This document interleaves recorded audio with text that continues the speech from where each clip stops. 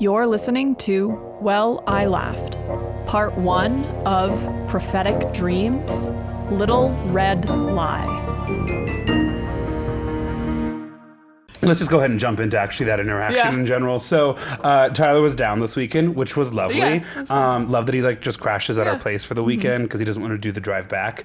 So that meant I got to know what his full day routine was going to be on Saturday. So Saturday, he woke up and ran from my house to Washington Park.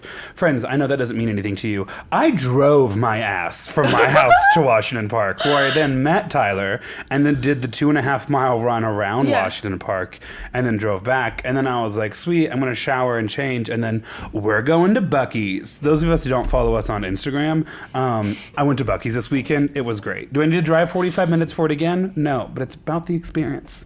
It's about time with your friends, and it's about sampling their pulled pork sandwiches. All right, fair enough. So we're up there doing that. Meanwhile, Tyler's out just biking around in the mountains and stuff. And then we get back, and Danny was with the group that went to Buc-ee's. And then when we get back, Danny and Tyler go on their own bike ride because, of course, Tyler had scheduled that earlier. Right. Tyler's body has not stopped moving this entire day up to this point. That's how he's channeling his anxiety, I think. 100%. Anyways, so him and Danny go off to bike ride, and then I sit down and I return some emails, right? Yeah. I do a little bit of work on my finances. I just kind of get my house in order because I know later on that night, Tyler's going to come over, same with his younger brother, who we're not going to use his name because I don't know him well enough for that. Correct. Yeah. But his younger brother had recently turned 21. So we're we can bring him to Hamburger Mary's. We'll bring him to a drag show, right? We don't know how many gay friends this person has. So we can have a whole time with it, right? And so I'm at my house just clickety-clackety away. And Tyler calls me and he goes, Grant, I messed up. I fucked up so bad. I go, what's up? He goes, I am so tired. I need a nap. What? No. Thank you, right? Crazy. Who would have seen any of this coming? No one. And I was like, yeah, well, you're welcome to nap at my house. You're spending the night here. You spent the night last night. That's not an issue. I have surfaces for you to nap on. Exactly. He goes, thank you. That's not what I'm calling about. And I go, oh, okay. He goes, I am picking up my brother from Union Station. Can you watch him for 30 minutes as I take a nap? Oh, he was like, I know I can take a nap at your house. Exactly. Oh, that's funny. And it was definitely worded as a request, but it was, I think, also just letting me know, hey, once I pick up my brother, I'm going to go to your house with my brother, and then I'm going to lay down for a nap. And then my brother's going to be at the house just with you. Is that okay? Ooh. And again, I'm like, yeah, that's totally fine. Does he have a diaper bag? What's he allergic to? What do I need to know? How many times do I have to take him out? Exactly. Does he poop on his own? What's going on there? But I was like, no, of course, bring him over. And then I get off that phone call, and then right away, you gotta love him. You know him, you love him. Jacob and Lydia text me and they go, hey, do you mind if we come over and watch a little bit of basketball before we go to that dinner thing tonight? And I was like, I would actually love that, and that was so well timed. So fast forward, Tyler and his brother show up. Jacob and Lydia show up 5 minutes later, and we're chatting, right? We make the birthday boy a drink, right? We're all having a good conversation, and that's now where Tyler's FOMO comes back in. What was supposed to be a 35-minute nap was, I think, an 8-minute lay down and then a huge cup of coffee that I made him. And I was like, we ride, let's go. Yeah, the FOMO will get you. It will catch up. Yeah. So we had just truly kind of a lovely time. That's so fun. Fun time this weekend. Yeah, Grant tried to peer pressure me into going out, and he was like, you should come out. And I was like, I am people watching around my townhouse where there's a lot of bars, and it's really fun to people watch, especially if you go out and, you get a little toasty with the dogs, and then people want to come up and pet the dogs. You just get watch a lot of really drunk people, and it's fascinating.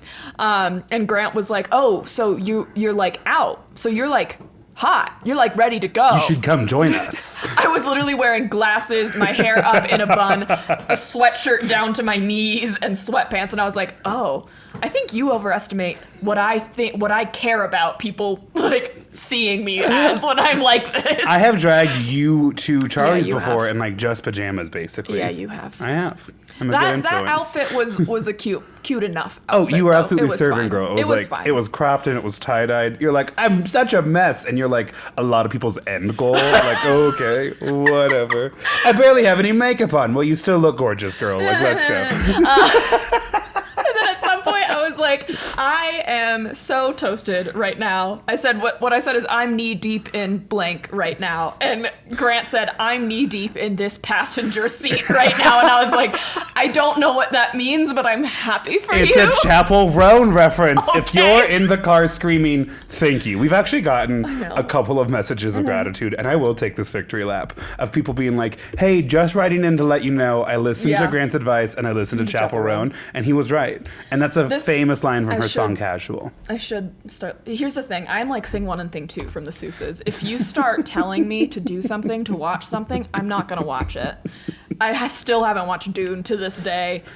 And now Casey really wants me to watch Dune so I can go see Dune 2. And I'm Right. like even less motivated. It's not just Casey, it's also me and like several other of your Yeah. friends who want to go with you. Just go watch it without me. I don't know why I need to be there. It's a movie. I'll meet you before and after. The hell? And if you're screaming at me right now that I need to watch Dune 2, believe me, I know. And I like- will the second I can live for an entire week without someone telling me to watch it. I don't know what it is. It's not even conscious anymore. It's just like my brain is like, well, I'm not interested in that. I think I'm the only person in the entire world that listens to this podcast Yeah. that would yell at you about Chapel Roan and Dune too. That's fair. Yeah, that's Second, Lydia and I will have these moments. Lydia especially will do this sometimes, but we'll both be like, "Oh, we're not going to do that." Yeah. We'll be like hard out, and then Lydia will look at me and she'll go, "That's because we're both Tauruses." I'm like, "Yes, it absolutely is." See, I don't have anyone that I can relate to like that. I just know I'm a bitch because I'm a double Gemini. You are a double Gemini the same way Tyler is. Isn't he a double Gemini too? I don't know if he's a double Gemini. I know he's Your guys' he's a birthday is sun-sided. separated by one evening. Yeah. Oh, I'm not. What is my? I'm a moon Gemini, not a rising Gemini. I'm a rising Sagittarius. I don't know what his rising is. I don't know what that means. I don't either. I I just will know say that this. one of them is based off of the time of birth. I don't know if you're a zodiac girly, I'm so sorry I'm butchering this right now. One of just because we're the same zodiac doesn't mean we'll have the same houses. I now have like 4 more things to say Okay. about Tyler Yeah. and Geminis Okay, and perfect. all of Yeah, this. yeah, yeah. First, so I told this to Jacob and Lydia one of the last times we were hanging out. If there's a person in your life who's like, oh, well, you're a Pisces, so like blah, blah, blah. Yeah. Like if they are giving you that information, that person cares about you. Yes. They care about your well-being. They think about you. They think about your s- personality They traits. send you a lot of stuff. They're trying to really see you. And I don't have to necessarily agree or disagree on like the science or truth Oh, yeah. or like whatever. What I do know is that this is a person trying to invest in me. Yeah. And I have now forgotten the second thing. Oh, Tyler and I were working out 2 days ago. My arms still sore. Do not work Yeah. out with Tyler if you need to use your arms the rest of the Do day. if you're a little competitive. Anyways, we were joking, and he was like, "Yeah," and then like you and Mai went off and just like formed your own friendship, and then I yelled, "You went to Europe!" For not 1, but 2 years. What did you think would happen when you introduced us? He was like, "Oh, okay, fair." Maya collects gay men. You really Come do. on. Jesus. Just not the one she's engaged to. I went to PT today for the Nice. first time. I had Which my stands for physical therapy, and not a fun pizza place like my brain first connected it to. Hey, that's fair, man. Okay. My first thought with PT is periodic table because that multiple Excel reasons. girl, Google Docs boy. Exactly. But also, so we had 2 like eating places on the Mines campus. One is like the Mines. Oh fuck! I don't even remember what it's Dining called. hall? I don't think it's called the dining Food hall. court. No. Anyway, Student union? There's the one that everyone goes to when you have like when you live on campus, and you can't Okay. go if you like buy the credit and shit, whatever. But there's another one that's just like an open kind of dining area that has like places you can go to spend real people money if you want, or you can spend like your fake university money, and that's called the PT, the periodic table. And they have like on Boo. all of the tables, they have like the elemental signs. Meet me by potassium. Anyway, I went to physical therapy today for my hip, and it's been hurting like a motherfucking bitch. On the way back from when we got drinks on Saturday night, we left probably at like 11, like 10:30 or something like that, and then on the Uber ride home, it started hurting so bad I could not sit still. Is it from PT or is it from the way that you're sleeping? No, this is from running. Okay. And but the recent pain, was that because PT like re-aggravated it? No, or? PT Okay. was today. So I got my timelines wrong there. I'm sorry. No, you're good. The hip pain has been from the running, and I've been like trying different things to like get it to work itself out, like stretching differently before runs, after runs, whatever, like changing the way I run, and none of it worked. And so I finally said, fuck it, I am going to a PT appointment. And so I went to one today. It's like gotten so bad that I'll like wake up in the middle of the night in like so much pain. It's like horrible. Yeah. And so I went today, and he was just like, yeah, you just have really tight hip flexors. And I was like, that's great. Not what I wanted to hear. I wanted it to be something like damaging for the rest of my life, because this pain has been inexplicable. And you're now telling me that it's just because my muscles are tight? Goodbye. Wait, you went to a doctor and the doctor's advice was for you to relax? Basically. But now I have to pay for... I'm sorry, that's just not gonna happen. Same. He gave me like a stretching regimen, and now I have 4 more appointments to go to for like dry needling and massaging and stuff to like loosen it up. And but I kind of forgot that PT, they like massage you, and there's this guy, he's like maybe in his late 20s or something, and at one point I'm like laying on my back, and it's towards the end of the appointment, we've done all of, like the assessment stuff and like pre-work, and he's like literally like pulling on my leg. Feels amazing, by the way. He's like literally pulling it like out of its socket essentially, and then he wants to like bend the leg up and do the same thing, but like grabbing onto my thigh. So he's like, here, put your leg on my shoulder. And I was like, what what do you mean? What does it mean? The way I want to make 8 different references, but this is a family-friendly podcast. It's not. Same. That was exactly the train of thought that ran through my head. I was like, oh, okay. The only thing I really can say is that the song that started playing in my head, because it's, of course, a singing podcast, is "Come on over down to the..." I don't know why that was a song. It's kind of like, oh, and then just, like, right there? Like, is that good? Is that a... Sorry if my leg's heavy? Did you say sorry if my leg's heavy? No, I literally stared at the ceiling and did my best to not make eye contact. Wait, did you go to the gynecologist? That too. You can cut that in post if you didn't like that joke. Yeah, so anyway, PT was fun. I'm excited for my body to not hurt. He says theoretically I can still run the Colfax. I'm thrilled about that. I'm still have to take like a week, maybe a week and a half off before I can like slowly ramp back into running, and then we'll see how I feel. But yeah, I told him that I was training for the half, and he was like, when's the half? And I was like, it's like mid to end May, yeah. Yeah, and he was like, God, you Colfax people are really giving us business. And I was like, way to kick me when I'm down. I Luke. love it. Oh, wow, you're not the only decrepit old person trying to run that. That's wow. great, thanks. Anyways, I should show you the hot tub y'all bought me. So on the topic of hip pain, my favorite joke right now, which I've told you, but not them yet, is I need to change the way I'm sleeping, because I'm currently sleeping like a Dragon Ball Z character that got knocked out and did not get back up. Here's the thing. If you don't get that reference, I'm sleeping like Pikachu, who gets knocked out in like every episode of Pokemon, and just like body slid across the floor, landed in my bed, and then just froze there for 6 to 10 hours, depends on if it's a weekday or not. You just mentioned this in the episode I just finished editing 47, but you made a different metaphor. Oh, what was the metaphor that I used? It's changing every time. It was like a skier who fell down and never got back up.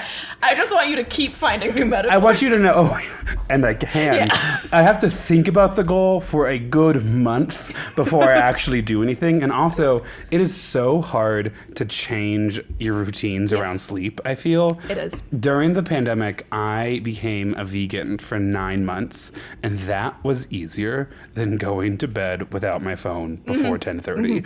I never accomplished the second goal, but I gave up meat, cheese, and dairy for almost the whole calendar That's year. literally insane to me. I started watching The Office to go to sleep maybe in senior year of high school, and I still cannot go to sleep without watching a comfort show. Are we still on Brooklyn Nine-Nine? No, it's on The Office. Okay. It You was just keep playing The Office. Yeah, Brooklyn Nine-Nine's not familiar enough to me yet. Okay. It bounces back and forth between that and Wait, Bob's. Brooklyn Nine... Bob's Burgers is so good. Yeah, it's a good one. I love Bob's Burgers. Yeah. I always wait a couple years in between swapping back to Bob's because then there's new seasons. I am reminded in Europe when I just would watch Bob's Burgers compilation videos, like right next to you in our tiny little hotel rooms. Yes. It was good. It was good. What else is new? You're about to go back to work after taking a fucking sabbatical. Basically, it was a series of like weird events. It was like 2 snow days, a bereavement leave, and then spring break, and then also Easter Monday. Yeah, you texted me. I thought you were working today. No. Grant was like, what time are we recording? I was like, oh, like 6, 7, the usual. And then he sent me a picture of deviled eggs in his home. 1 p.m. I was like, oh, you can come over whenever. After 5, Jesus. I was like, lols, I made deviled eggs. He didn't even bring me any. What the fuck? I only made 11. What was I supposed to do? What was I supposed to do? Now, if you're wondering, 11, how do you get an odd number? Well, I kind of messed up a little bit. It's actually a really good question. I messed up peeling one of them, but only one half. And that actually is great then because it gives you a little bit more yolk for your oak to egg ratio. And then it's just like a hard-boiled egg yolk. So you just, or it's a hard-boiled egg white. So you eat the egg white. Yeah, exactly. I am ready to go back to work. I am not bored. I have really enjoyed being a whole person again. Yeah. That's I was talking to this. So Tyler was a big feature this weekend. Clearly, I'm now realizing. What? He lived with you. No shit. Every now and then I get a roommate, and that roommate's Tyler. Yeah. It's just 48 hours. Anyways, so speech and debate season ended kind of right before that snow day happened. You still have some comps though, yeah? Yeah, we have nationals in the Tournament of Champions, okay. which I'm really looking forward to. But It's the not as weekly grind, big for you, yeah. Right, the weekly grind's done from really the second half of October all the way up to the first half of March. I'm working 6 days a week. Right. And that's also then what I'm thinking about during my free time, like when I'm driving and stuff, when I'm not thinking about the podcast, obviously. And so I suddenly have this ability to check in with myself and to stop eating buttered noodles and to set goals. That's and crazy. I hiked yesterday and then went on a walk around Sloan's Lake. Wow. All in the same day. That was the kind of stuff that if I got to it in the week, yeah. I was thrilled with. Yeah. So I forgot what the original question was. But how are you? I am ready to go back to work, but I'm not going to be running at the pace I was in February, I'm not going to say I'm just showing movies the fourth quarter. But he's also not saying. There's a long gap. Listen, if you think any teacher coming out of spring break knows what the rest of their quarter looks like, you're lying to yourself. And with that, we have 9 weeks till summer break, and I'm really so excited for it. I'm so excited for your summer break. Thank you. It's shorter than I want it to be, but that is okay. Oh, you got a whole break in the middle of the summer? That's crazy.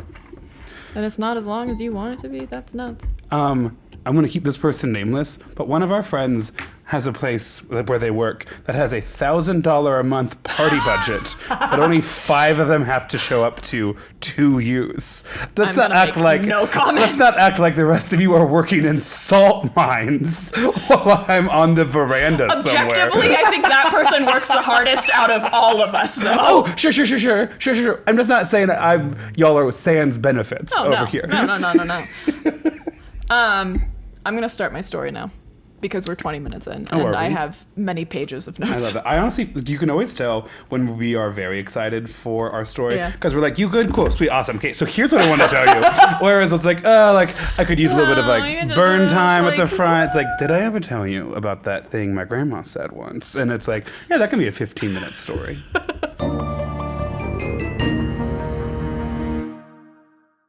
This is a story that was covered by one of my favorite podcasts, and if you've been listening for any amount of time, you probably know which podcast that is. And I think I listened to it around the same time they released the episode, and I was like, well, I can't do it right away. So I put it on my notes list. How long ago was that? It was maybe like August last year. Oh, okay, cool. So I always I was knew- like, the podcast hasn't been around that I know, long no. yet. I mean, it's been around for almost a year. Right. Grant. Technically, we've been recording for over a year. And I have a few name ideas, which is unusual for me. Oh, for this episode? I thought Yes. you meant for the podcast. No, and I was like, for this episode. I'm open, but I'm pretty happy with Well I Laughed. I just want you to know the like merch, stickers, and pillow that I was given that has that name on it would Yeah. say, let's keep the name. But That's you meant fair. for this episode. For Cool, this fine. episode, I'm going to push this away for a second and just going to let you talk. Yeah. I'm really excited for this episode because I lost my shit listening to it the first time, and then I did my own research and then re-listened to that podcast episode that I originally heard it on and found a lot of new details, and lost my shit again. And so I'm fairly confident Grant's gonna lose his goddamn mind. I'm really excited. Isn't this also how you crafted the Michael Malloy story? Yeah. Oh, okay, fantastic. Yes. Yes, Well, dear pop listener. off, queen. Okay, so I don't have a beginning question for you. I have a lot of intermediary questions. I'm prepared for you. to say the Industrial Revolution and its consequences. I do make a Unabomber reference. Okay, we're going back. How did I know? Sorry, go We're ahead. going back to the 1800s in the UK. Specifically, we're in Polstead, which is a small farming village kind of between London and Cambridge. Okay. And we're specifically going to be talking about Maria Martin, who was born in July of 1801 into a rather poor family. Her father, Thomas, was a mole catcher. Yep. Like garden moles, like Just ruining, catching moles. like not Yeah. for like a Secret Service agency, but like for gardens and Yes, fields. Okay. catching moles. Yep. Trapping moles because they were considered a nuisance because it's a farming community. Right. So can a mole really like mess up a horse? yeah, Horse expert. a lot of things can mess up a horse. Okay. Things that don't exist can mess up horses. Glad we rode them into war. Horses see ghosts. I'm fairly confident. There's no reason for my horse to have lost his shit that often. Okay, so this was a really important job for the farming community, but it did not pay very well. And so this family, the Martin family, was considered fairly like low class. Maria, however, was quite intelligent and well liked in the community. She was considered very kind, and despite her humble upbringing and not wealthy background and no standardized schooling, she was still able to learn to read and write, and I'm not sure how, but she managed. She was very kind, known for her loving and loyal familial relationships, and she was also considered a prolific writer by her family. This is a drawing of Maria Martin. She looks like every supporting character in a Jane Austen's movie. Yeah, I love pictures. Like, I love how detailed the face is and how not detailed everything else is. Did you watch Persuasion on Netflix starring Anna Taylor-Joy, the Jane Austen one? No, I didn't. No, okay, I can't continue on with that. Oh, okay. Oh, sorry. Good. I'm going to jump in real Okay. quick. Sorry. I told Tyler 2 years ago, my roommate for the weekend apparently, that one day his little gay brain, his little rat brain, was going to wake up and just know the names of actresses. Yeah. He wasn't going to know them, and then one day he was just going to know all of them, right? He, at one point this weekend goes, wasn't that character played by Amy Poehler? And I There go, it is. yes, she was. The download is beginning. Exactly. And he goes, I didn't even see that movie. I was like, it's happening. He's like, it's happening. Mean Girls. He hasn't seen That's Mean so Girls. That's like cute. unjustifiable. But yes, That's it's really happening. funny. The download has begun. The downloads have begun. Okay, so Maria Martin's mother died when Maria was quite young, but her father remarried to a woman named Anne. So she has a stepmother named Anne. Confusingly, she also has a younger sister named Anne. So her stepmom and stepsister? Or Stepmom and full sister. Full sister. Yeah, so this was already a sister she had before the remarriage. there was, what, 2 names available to everyone at the time? Yeah, there's also going to be another Anne. I'm going to refer to this one as Mrs. Anne Martin. Okay. The other one, I'll just say the stepsister Anne. Okay. Or No, something full like sister that. Anne. Full sister Anne. You're Okay. right. Sorry. You confused me. Stop talking. Sorry, Sister Maya. Full Sister Maya. I'm mother to you. Not pride yet, girl. It's always pride for a Gemini. So Maria was said to be a beautiful young woman and would often be approached by the wealthier gentlemen in the town, despite not being considered wealthy herself. And so, like, men would, like, so to say, like, go below their wealth class to hit on Maria. She's getting all the dudes, all the milkshakes, you know. She had formed a relationship with the second eldest son of a middle-class family of tenant farmers, Thomas Corder. Thomas Corder, his father is a squire, so they're like kind of higher up in the hierarchy. Like society, in class. Yep. So his family's much better off than Maria, so they knew it was never going to be accepted by his family. They courted for 4 years. Oh my God. But Thomas wanted to keep it a secret for all of this time. Can you imagine the Unabomber? One of them has to spill. Okay, I was gonna say, so for me, Yeah. it was like, a 4-year situationship in which he never introduces you to his friends. Not only can I envision it, baby, I've lived that. For 4 years? No, of course not. I have Four object score? permanence disorder. But for a small pizza slice of our Yes. listener base, they too can relate to exactly what you're talking about. No, that's super fair. That's just one too many people for a secret to be kept, as per the Unabomber. Okay, Mom. So Thomas wants to keep the relationship a secret because she's the daughter of a mole catcher. God forbid. But this becomes difficult when Maria's pregnancy starts showing. Oh, yikes. As Maria starts getting more and more pregnant, Thomas visits her less and less. And I think some people in the town have put 2 and 2 together Sure. and have figured out it's Thomas's kid, but he doesn't want to be publicly associated. So by the time the baby's born, Maria's now 18 and Thomas stops coming over altogether. So they start courting when she's 14. Yes. And now she's a mother at 18. Mm-hmm. Yeah, I didn't do that math until right now. That's crazy. And Thomas is like, whoop, phew, goodbye. Goodbye. I'm not sure. I have second son tenant farmer things to do. I'm not inheriting the whole thing, so gotta figure it out. So he kind of stops seeing her altogether. He doesn't want it known that he's fathered an illegitimate son. By the laws of Regency England, the only expectation of a father of an illegitimate child is recognition and remuneration. I'm not sure what those words mean. Recognition, I know. Yeah, Like, that's my baby. I think this one is like child support. Oh, okay. Essentially. So Thomas is really just a SOB because he doesn't do either. He doesn't. And both of those are pretty low bar in terms of a very low biological child you just had. Yeah, Okay. you literally could just say, that one's mine. I'm going to send you £5 for the rest of its life. Bam. Yeah, until it's 18 and then walk away forever. But he's like, peace, and doesn't do any of that. So at this point, Maria's living at home with her father, her stepmother, and maybe a sibling or two. And unfortunately, a slight trigger warning, the baby dies prematurely a few weeks after birth. A reminder that around this time, the mortality rate for children was 300 deaths per 1,000 born. And this is higher when it's a low wealth area. Which is still true today. That lower income households still face higher infant mortality rates.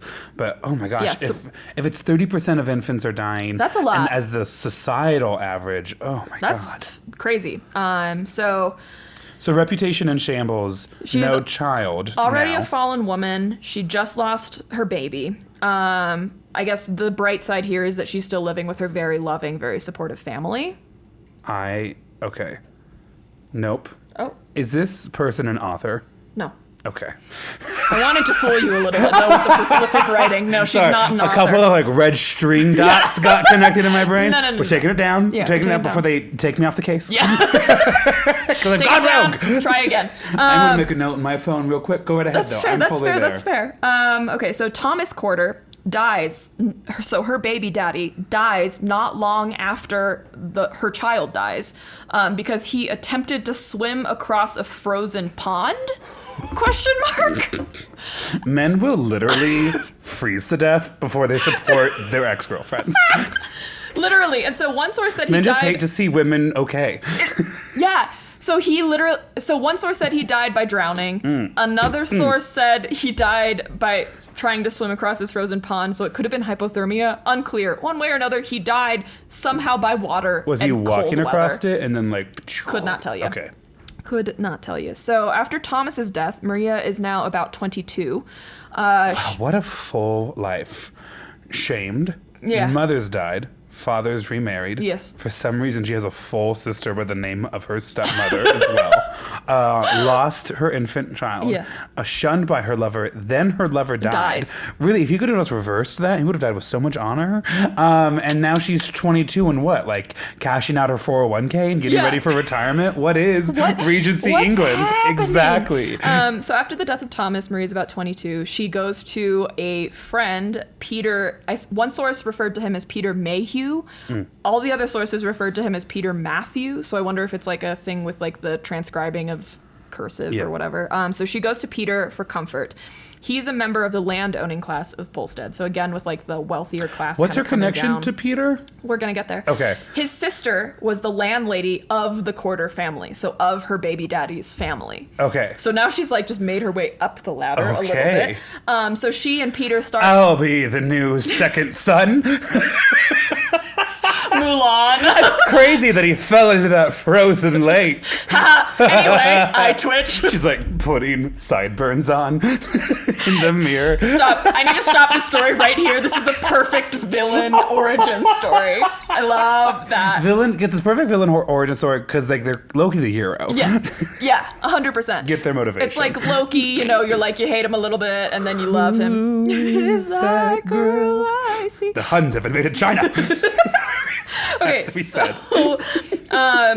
So her and Peter Matthew start hanging out more, and then, unfortunately, she gets pregnant again. With Peter Matthews' baby? With Peter Matthews' baby. Peter better stay away from lakes. I'm sure she's an innocent woman, but it's now funny to have a theme. It's now funny. So she has this baby. He gets named Thomas Henry Martin. Thomas after her father, not after her previous baby daddy. Again, there's like 3 names available to everyone at this time. Everyone's named the same thing. Unfortunately, Peter also does not want to take the relationship public. And so he doesn't want to marry her or claim the child, but Peter is less of a scumbag, and he does pay £5 quarterly to the Martin household for the upkeep of the child. And these payments are very reliable. Like, it's never been like, where's March's payment? It's now April, So this amount of money, actually, in this time, I didn't do the inflation calculation because it's the 1800s. That seems unnecessary. But that amount of money was probably pretty similar to what Maria's father was making as a mole catcher. So that's like a substantial amount of money for them. As a mole catcher, it's like he has a job, right? It's to catch it's to catch moles. It's to catch things that like basically don't have eyes. Club them. Okay, so... Clubbing. I'm never gonna get through this story. Probably not. Okay, so Maria, luckily this child makes it. Maria raises young Thomas among family. She's still living at home with her father, her stepmother, Mrs. Ann Martin, one of her sisters, also named Anne, and then her half-brother. So there's Father Thomas, and then her son, young Thomas. And then there's stepmom, Mrs. Ann Martin, and then there's her sister, Ms. Ann Martin. Yes. And all of them are living off of the mole money and also the quarterly child support from Peter Mayhew, mayhaps Matthew, whose sister owns the land that her previous boyfriend or whatever lived on. Family lived on. This feels exactly like how stories in my parents' home county get told. Now, what you need to understand about them is that the Mayhews owed that chicken farm up there on like Highway 41, and their daughter, she was in your aunt's graduating class. I heard it. No wonder the story feels so familiar. I've lived it. Exactly. Okay. I am like a C character in the real world stories of this down in the rural county my parents came from. Oh, yeah. Some would say escaped from, but whatever. If my mom heard that, I know for a fact she's laughing, so you can too. You can too. I love that, like, permission to laugh. Yeah, that's hilarious. Okay, so, and she's also living there with her half brother, who is the brother of her father and stepmother. I don't know that I ever got the name. I didn't write it down. Is his name Thomas probably. And Thomas. So, again, this is a very loving and loyal family. They're not, like, put out by the fact Maria has a new mouth to feed in the house, you know? Okay. Back to Thomas Corder, her first lover, the father of her first child, Thomas Corder. He has a lot of brothers. His youngest brother was named William Corder. William Corder was a, quote, a likable character who unfortunately did not have the best of reputations, which is a very confusing sentence. How is he a likable character? A lot of fun to have at parties. I have seen him punch a cow before. It's exactly what that sounds like. Listen, he is great and can dance a jig, but as soon as he's a little drunk, I'd keep your donkeys away from him. Yeah, that's all I'm saying. Donkeys away from him. At the time of, I think, the second child being born by Maria, he was away at boarding school. Okay. He was considered a bright student at boarding school, but he had a nickname of Foxy due to his sly manner. You need to stop referencing in every sentence something that I'm reminded of. Because one of the first times I ever saw Beyonce on screen was in the Austin Powers movie. And do you remember what her name was in the Austin Powers movie? I said it as a child, like, religiously. And I'm Foxy Cleopatra. There it is. Yeah. Mm-hmm. How did they not know? Did they not know? Okay, so Foxy, a.k.a. William, the youngest brother of this first farm family, first lover, yeah. Is doing well at boarding school. Doing well at boarding school, has a bad reputation for his sly manner. He once fraudulently sold his father's pigs. How do you fraudulently sell pigs in the 1800s? I'm actively trying to stop interrupting your story. I know we're on paragraph 1 still. How? I don't understand how you fraudulently do that, but he figured it out. William's father was able to handle the situation, luckily, without involving the law. A tale as old as time.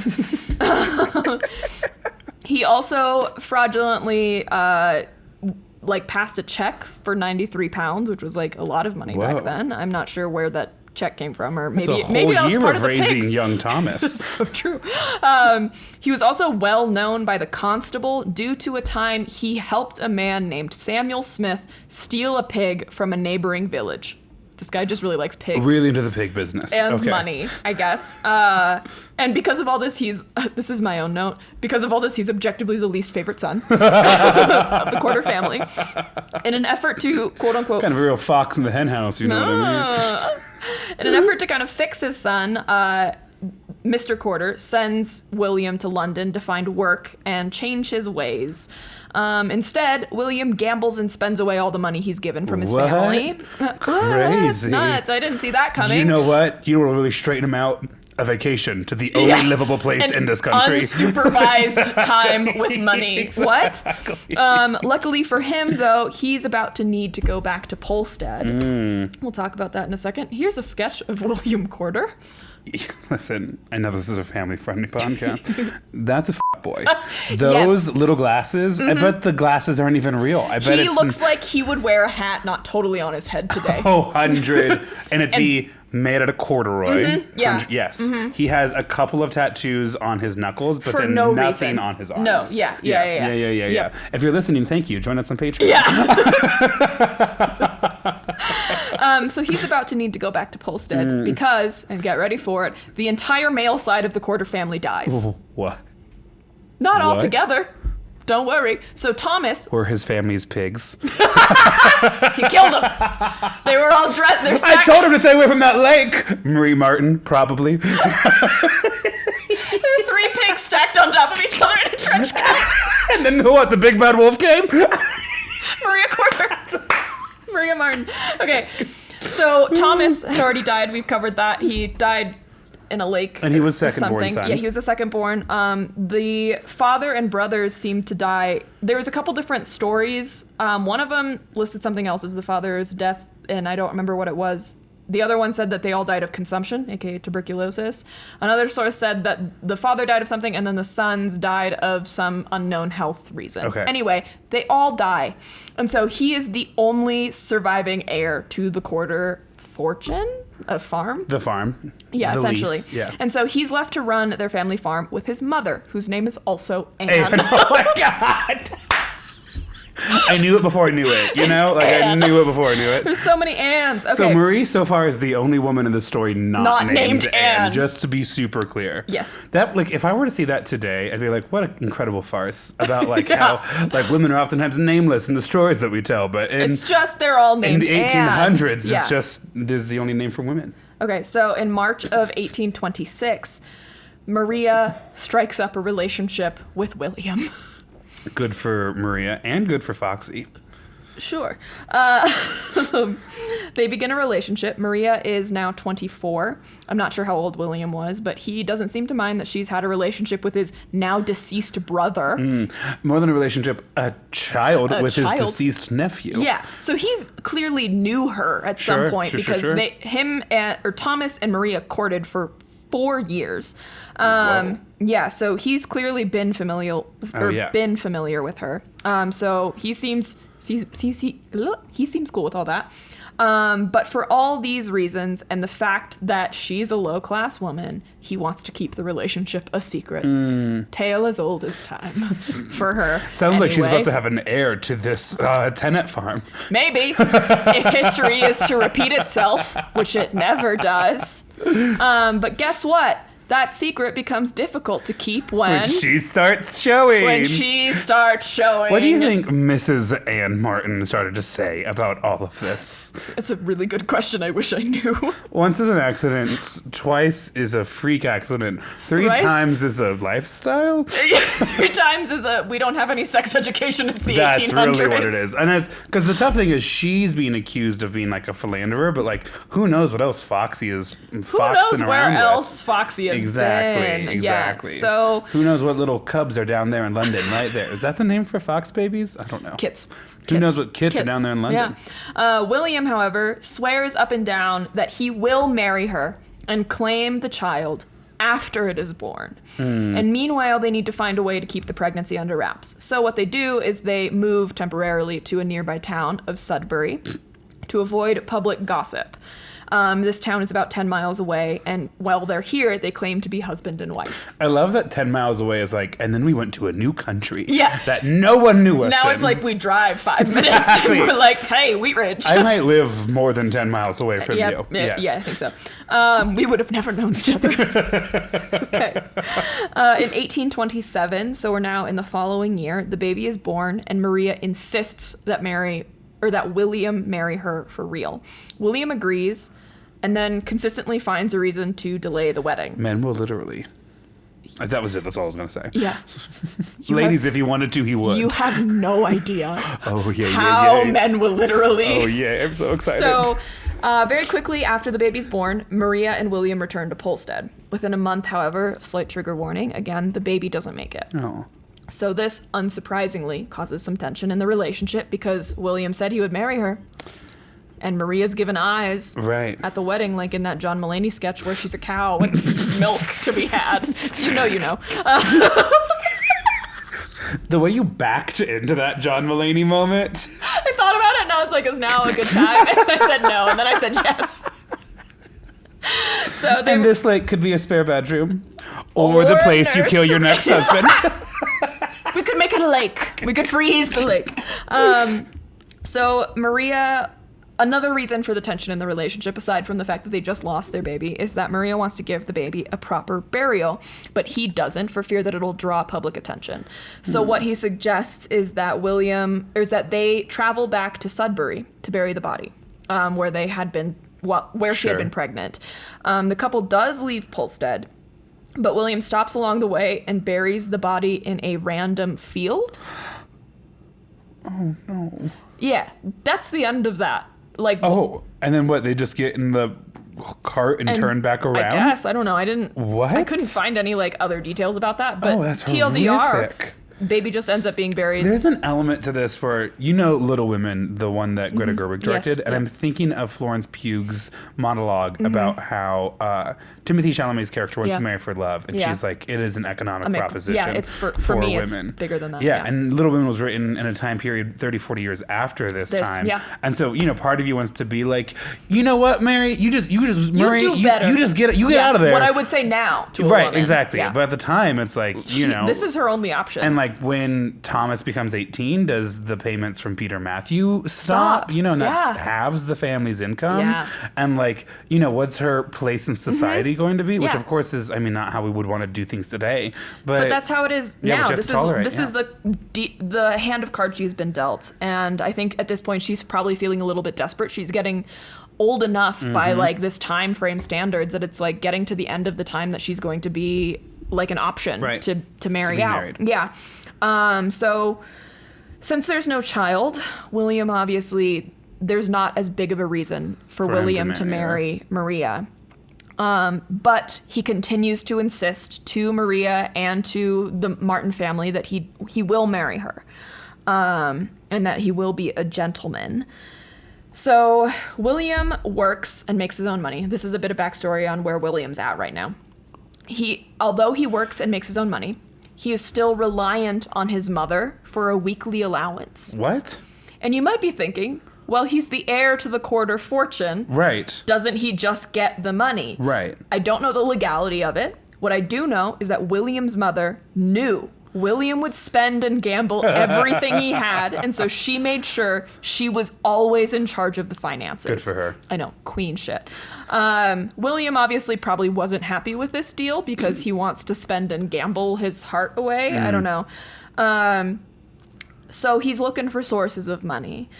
Peter, Matthews, Mayhew, whatever, is still paying Maria the child support for her one remaining child and is very diligent with these payments. But one check in 1827 goes missing. And Maria's like, what the hell? Right. It definitely wasn't Peter just forgetting, because he hasn't since this child has been born. Who else in my life could have done it? Only option? William. And so she's immediately suspicious of William. But what is she supposed to do? She's counting on William to marry her. If she accuses William of stealing this money, then that opens her up to being charged with bearing 3 illegitimate children, because that is a crime at the time, because a lot of times these illegitimate children had to get cared for by the church and by the state. Oh. And so it is a burden on the state, on the area that they're from, and so it can be criminally charged. And so she wants to avoid that, but she's also upset about the money. But if William marries her, she can charge him for stealing the money without worrying about that backlash, because technically those are no longer illegitimate children. Oh. Because they're accounted for, essentially. Yeah. Also, two of the 3 of them came from the Quarter family. Mm-hmm.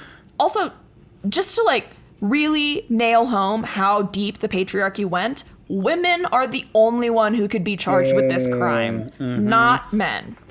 Because men are expected to recognize and reimburse for the child, but not actually required to. Yes, exactly. She's the problem. She's the hoe. Yeah.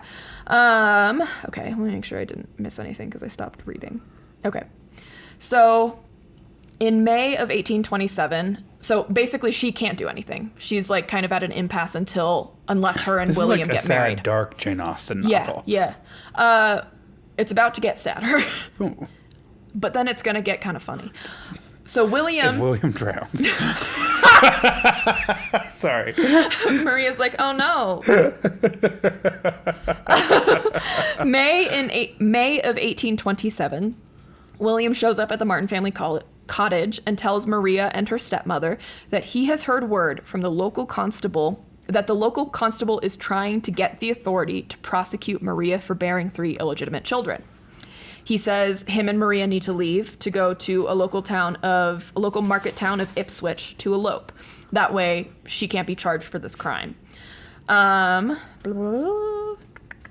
So initially they're going to leave on Wednesday, but for some reason they can't leave on Wednesday and it gets pushed to a Friday, and then randomly on Friday, or maybe it was just delayed indefinitely for a second, and then William shows up Friday, May 18th, 1827, and just is like in a panic and in a hurry saying like, we need to leave right now. The arrest warrant has been signed. Oof. They're coming for you like within the next 24 hours.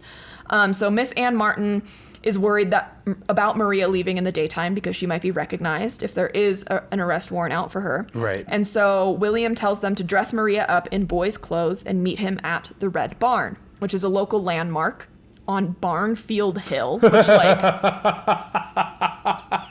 Goodbye. Who is naming this shit? It reminds me of, I mean, during this time and then for like the next 120 years forward, a lot of people will be born, live, and die within 20 miles of like the same space. Yeah. So you don't need a specific name. You just need Barn Hill Field. It's just a barn in a field that's also on a hill. Barnfield Hill. We like to call it Thomas. Yeah. But if you go to the other side, it's Anne. So some sources were saying that the Red Barn, all sources said the Red Barn was a local landmark in Polstead. But some sources said that it was on the Corder family like property, so it could have been William's technically property. But either way, it was a dilapidated barn. Here's a picture of the barn. Oh, it's big though. It is big. It's a big barn. It's big, but like it's clearly not. It looks not, dilapidated and has 3 chickens out front. It looks like it's not really in a lot of use. Yeah. So he tells her to meet her there, or he tells her to meet him there. And he would bring a change of clothes for her to change into before they really began their journey over to Ipswich. So she would look like a lady? Yeah, so that she would be comfortable. Okay. And Maria did as she was told, and she met William there. And so the family is like, she did it, like they're going to Ipswich to get married. But then a week later, Mrs. Ann Martin runs into William in Polstead. And she's like, where's Maria? We haven't heard from her. Right. And over the next couple weeks, William continues to work on his farm, but Maria is nowhere to be found. She hasn't contacted them. She hasn't come back with William from Ipswich. And she still has a son and a sister. The son, just so you guys know, the son is around 3 years old at this point, and he is still living with the family, so don't worry about him. So when William is asked about Maria, he said that there was an issue with the marriage license. And so he had to send it to London to get corrected. And this process could take a couple weeks. So she's staying over she is staying with the sister of one of his school friends, Mrs. Rowland, on the Norfolk coast in Yarmouth on the Isle of Wight. It's a lot of words. What? It's a real place. I don't know. The Norfolk coast in Yarmouth on the Isle of Wight with one of his friends. And he says that on the top of Barnhill Field. Yes. Okay. Just kind of went overcook, undercook real hard there. And she did not want to return with him while they're waiting for the marriage license to be corrected because of the arrest warrant. Because of the arrest warrant. Grant, what's the key to telling a good lie? Hiding the body? Mystery? Why are you giving me so many details? No, that's so true. I have often find the best way to lie is to tell as much of the truth as possible. You can. Yeah. Wait, is there not an Isle of Wight? No, there is. He just makes up a fucking island. It fucking sounds like it. I'm sure British people are like, no, that's a super common place. But for us Americans, we're like that's not Cincinnati. Out of the fantasy novel I just read. Exactly. Because you go through Narnia and then through the wardrobe dresser door or whatever. Yeah, you meet with Susan, you shake hands with Aslan. The Yarmouth of Norfolk. Yeah. I'm so sorry. Like a really healthy percentage of our downloads actually comes from the UK. We hope this is funny and not like deeply offensive. We had a great time. Yeah, we did. So we need to go back. You know that, right? That's the only place we've ever gotten recognized. We have to go back. Okay, that's not why I want to go back. I mainly want to go get those croissants. I mean, it wasn't a bad thing though either. And I just always love the West End so much in Soho. And that's how I want to spend my bonus money this year. The croissants with the hazelnut. I was thinking about the bao buns at 2 a.m. after the I gay love bar. that. Or what about that right next to the Globe Theater, that outdoor market? We had such a good time. We'll be back. We'll be back. So William continues to come and go from Polstead for weeks. And every time he comes back, the Martin family asks about Maria, obviously. And he says every time he leaves, he says he's going to visit Maria. So clearly he's like seeing her. Miss Ann Martin would sometimes see William 2 to 3 times a day and would always ask after her. I mean, without like smartphones or TikTok, I get it. You can't keep track of these people. And so, I mean, like that's all I would do. It'd be like, go bother my daughter's murderer. Fuck yeah. Mr. Martin would also see him in town. Why are you still in town? If clearly you have something to hide and you're lying about it, why are you still here? Also, was she really that big of a problem that he needed to get rid of her? Because I'm assuming she's dead. I mean, she didn't come back. Yeah. Sorry, she just has a family that cares about her, a Yeah. 3-year-old son, and has not returned home yet. TLDR. Sorry, if I ruined it there, No, sorry. no. Okay. I was trying to push it as long as I could, but it's pretty clear at this point. Maria is never heard from again after Right. May 18th, 1827. Okay. She's seen leaving and meeting, or not meeting him. She's seen leaving the house to the Red Barn dressed in boys' But clothes. then that's what's frustrating too. It's not like she was that big of an issue. You know, it's like she was the one legally liable for anything that was going to happen. He didn't have to offer to like take her anywhere. No, and like Also, her getting arrested would handle it for him. exactly. And it's not like he was in line to inherit anything.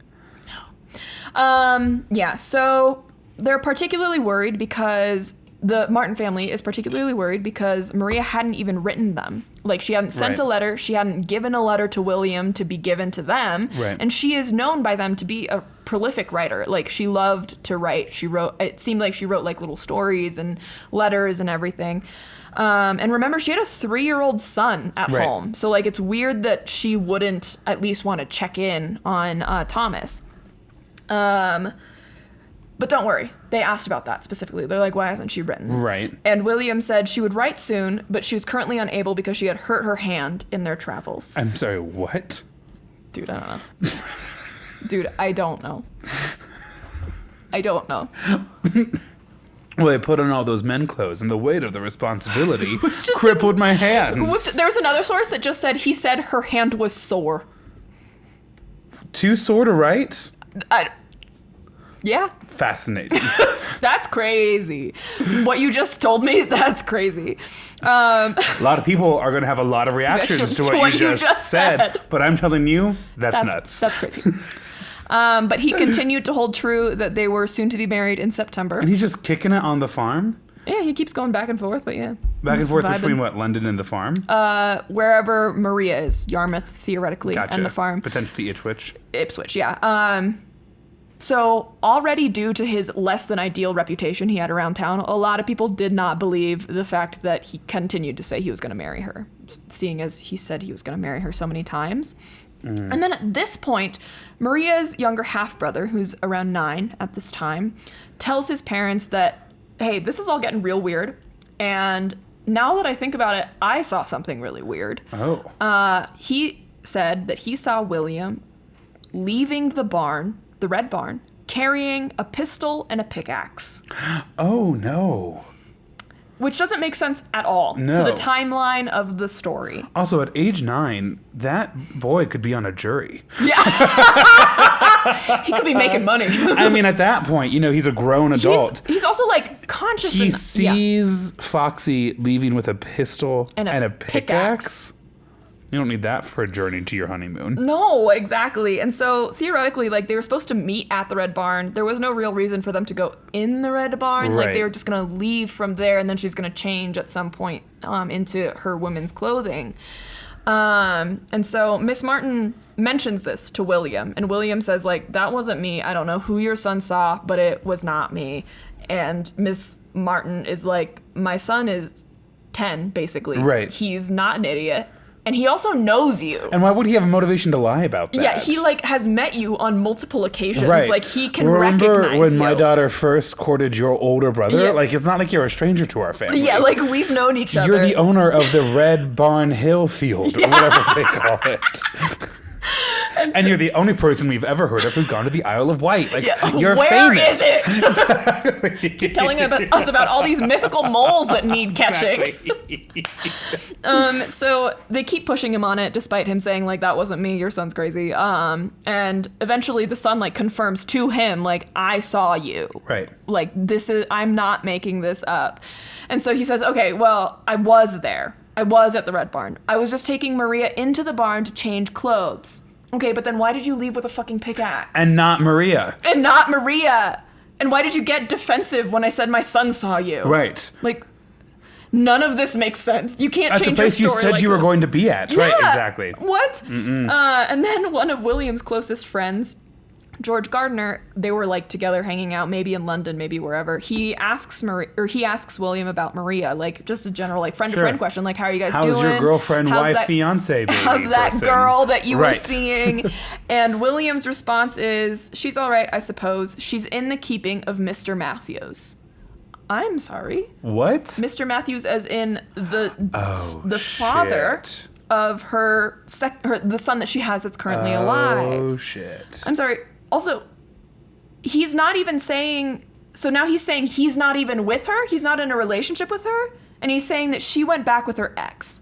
Reminder, Peter's still in town. Wait, hold on. So I'm hopeful that you're about to tell me that this story is another lie and that Peter is not in cahoots with William.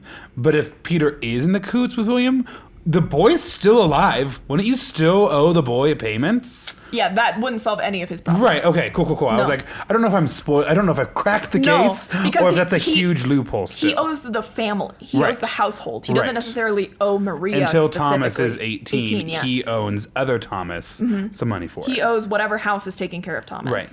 Right.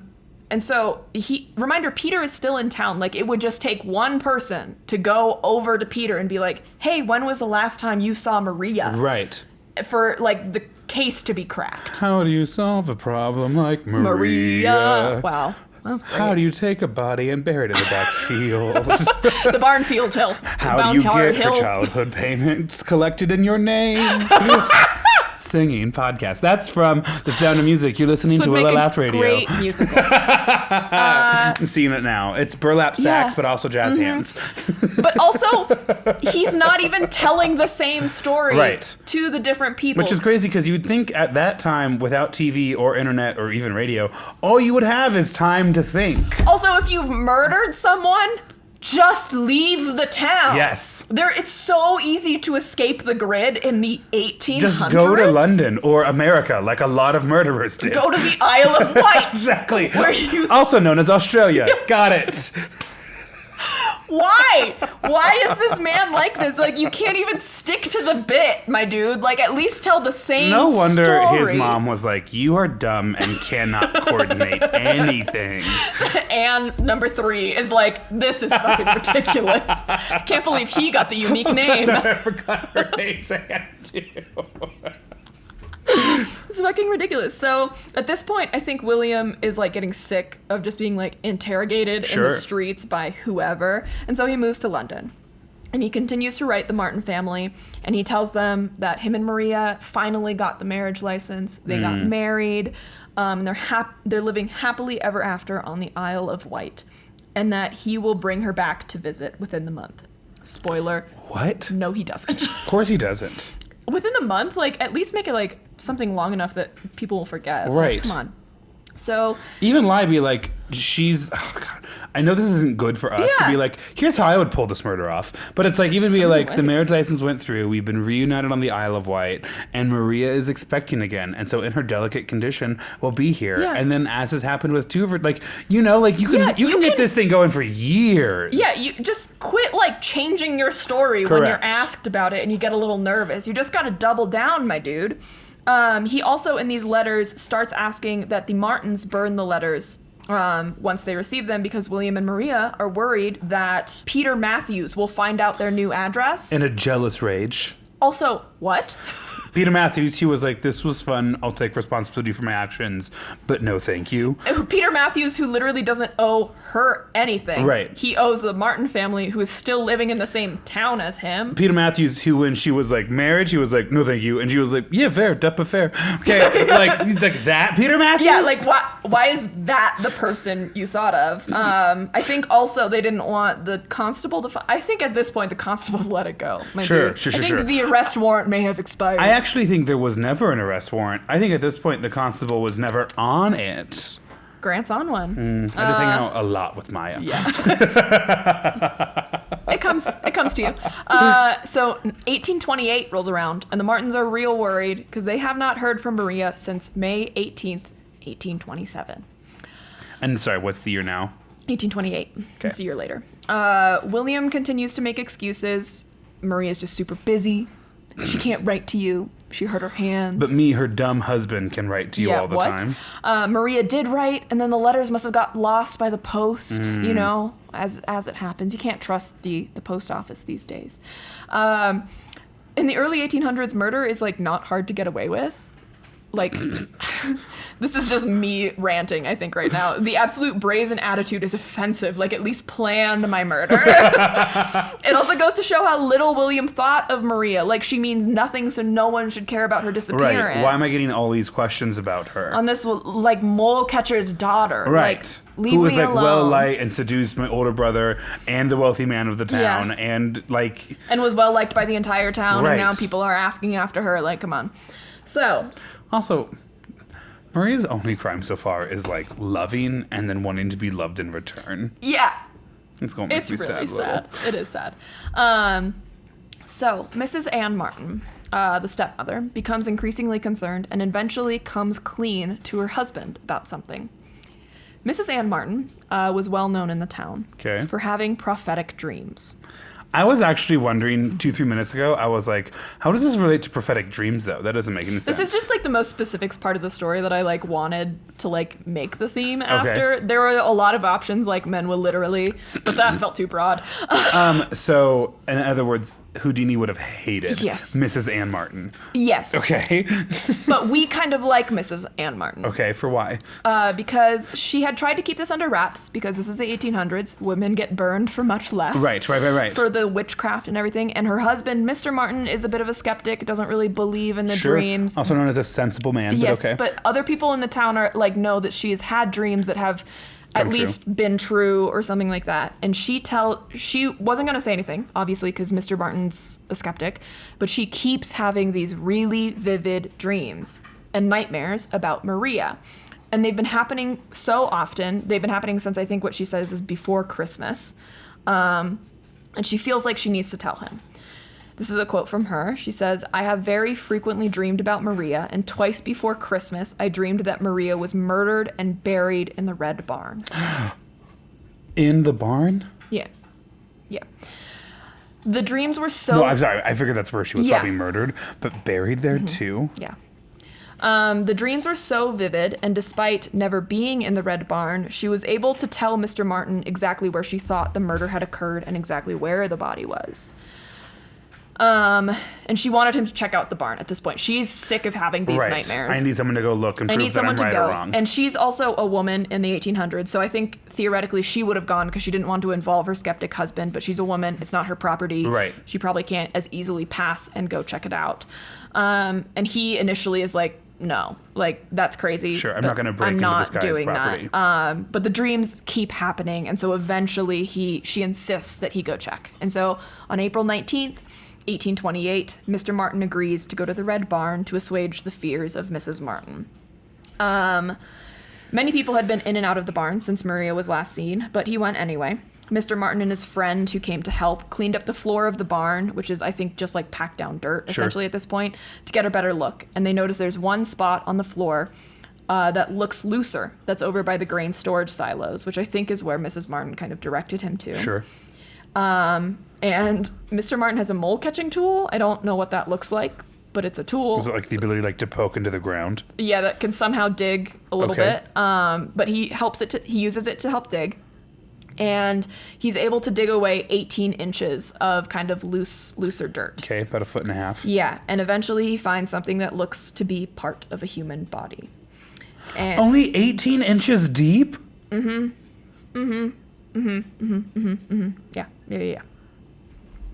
Yeah, disgusting.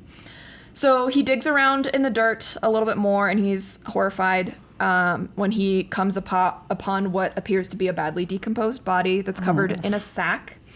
He's able to see some of the clothing on the body, and he frantically, like in a panic, rushes home to Mrs. Ann Martin. No, because he doesn't, and he wants to see if Mrs. Ann Martin does, because she saw her right before she left. Oh. She's like, "What was Maria wearing when she left?" And she explains it to him, and it matches what he saw.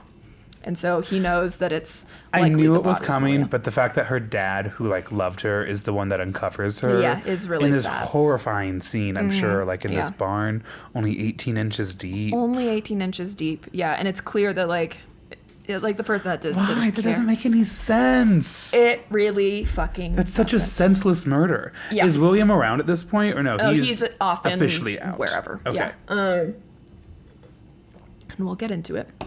So the constable's called, And the body is removed from the barn and taken to a local inn where the, what's it called? The coroner looks at it and an investigation begins. Despite the condition of the body, it's identified to be Miss Maria Martin. Her sister and stepmother confirm it because they recognize the clothes she was wearing. Oof. They also recognize things like she has like a gap between one of her teeth or a missing tooth or something. They recognize her earrings, her clothing, a comb that she had with her. And what they didn't recognize, there was a couple sources that said a couple different things. One of them was that she was wearing a green handkerchief, and that's how the family identified her, like, assuredly. There's another source that says there's a green handkerchief on her that the family didn't recognize, but it was identified to be one of William Corder's handkerchiefs. Either way, this handkerchief is found on her. And also, a dead body was found on William Corder's property. Yes. And so we're going to get him in here ASAP. Yes, but the idea that it's William Corder's handkerchief is really, like... Incriminating. Okay. Because, according to the coroner, it looked like she had been strangled by the handkerchief. Oh, my God. But not only that, she had been shot and stabbed in the chest with a sword. What? And so the actual cause of death was undetermined because this is the 1800s. And right. It's like we don't know what order of these things killed her. You had so many different injuries, and we don't know what killed you. And the thing is, she's going to this barn to basically run away with a man. Yep. And maybe it's not love I'm sorry. Just like Maria's life. That was we dark. Just burned out the candle. Sorry, kids. That was dark, Maya. But she's going to this barn for a man she is hoping still will marry her and spend the rest of her life with her. And like, sure, they've been a little rocky, but this is a woman that he was gonna be the father of her baby. Yeah. And it's not like she was blackmailing him or anything. Yeah. It's bananas. And so, the constable and hold on. Maria's sister, Anne, remembered that William had a gun on him that day because when he took Maria, because he had told Anne not to mess with it because it was loaded. Oh my God, Just was the wild stab thing wound to say. a pickaxe? The stab wounds were from the sword. But was the sword actually a pickaxe, or was the pickaxe used to dig the hole? Unclear. Okay. Yeah. So when the constable and the Martin family started talking so that the constable could, like, get the stories of the family, it came to light he had never considered an arrest warrant for Maria. Of course not. Of course not. She's well-liked in the town. Right. There was no reason for him to... And she was trying to make an honest woman out of herself. Also, she only actually had one child. Like, the reason for that crime is that you're a burden on the state. Right. Like, she had one child that she was caring for. She was taking care of. Like, there's no reason to arrest her. So they want to charge William with murder, because it's pretty fucking obvious that it's William. That he did the murder. There's no real reason to continue an investigation like that. But they know he's a slippery little fellow. So the constable now has to find him to arrest him. But where is he? He starts asking around. Right. Remember George Gardner, the one that was like, hey, how's your girlfriend? Yeah, his, like, best friend. Yeah, they were, like, chatting that's in a the pub. constable's brother-in-law. Oh, I love small towns. That is actually 100% how it works, just also, so you know. Why the fuck, William, are you telling a news story to someone who's... It's gonna be a case and your brother-in-law is the fucking constable! I'm gonna keep this story pretty vague, intentionally, but little family story, either immediate or extended, but from the rural county that my parents grew up in a very tiny town. My parents met in a town of 400 people in northern Gage County. Jeez. And the town was so small that one night, one of my family members was off to do some shenanigans with his friends. Ooh. But before he left, he intentionally left the light in his bedroom on. Oh. And the next day, when they were like, now listen, so-and-so, we know you were home because we saw the lights on, but we know you know who did this.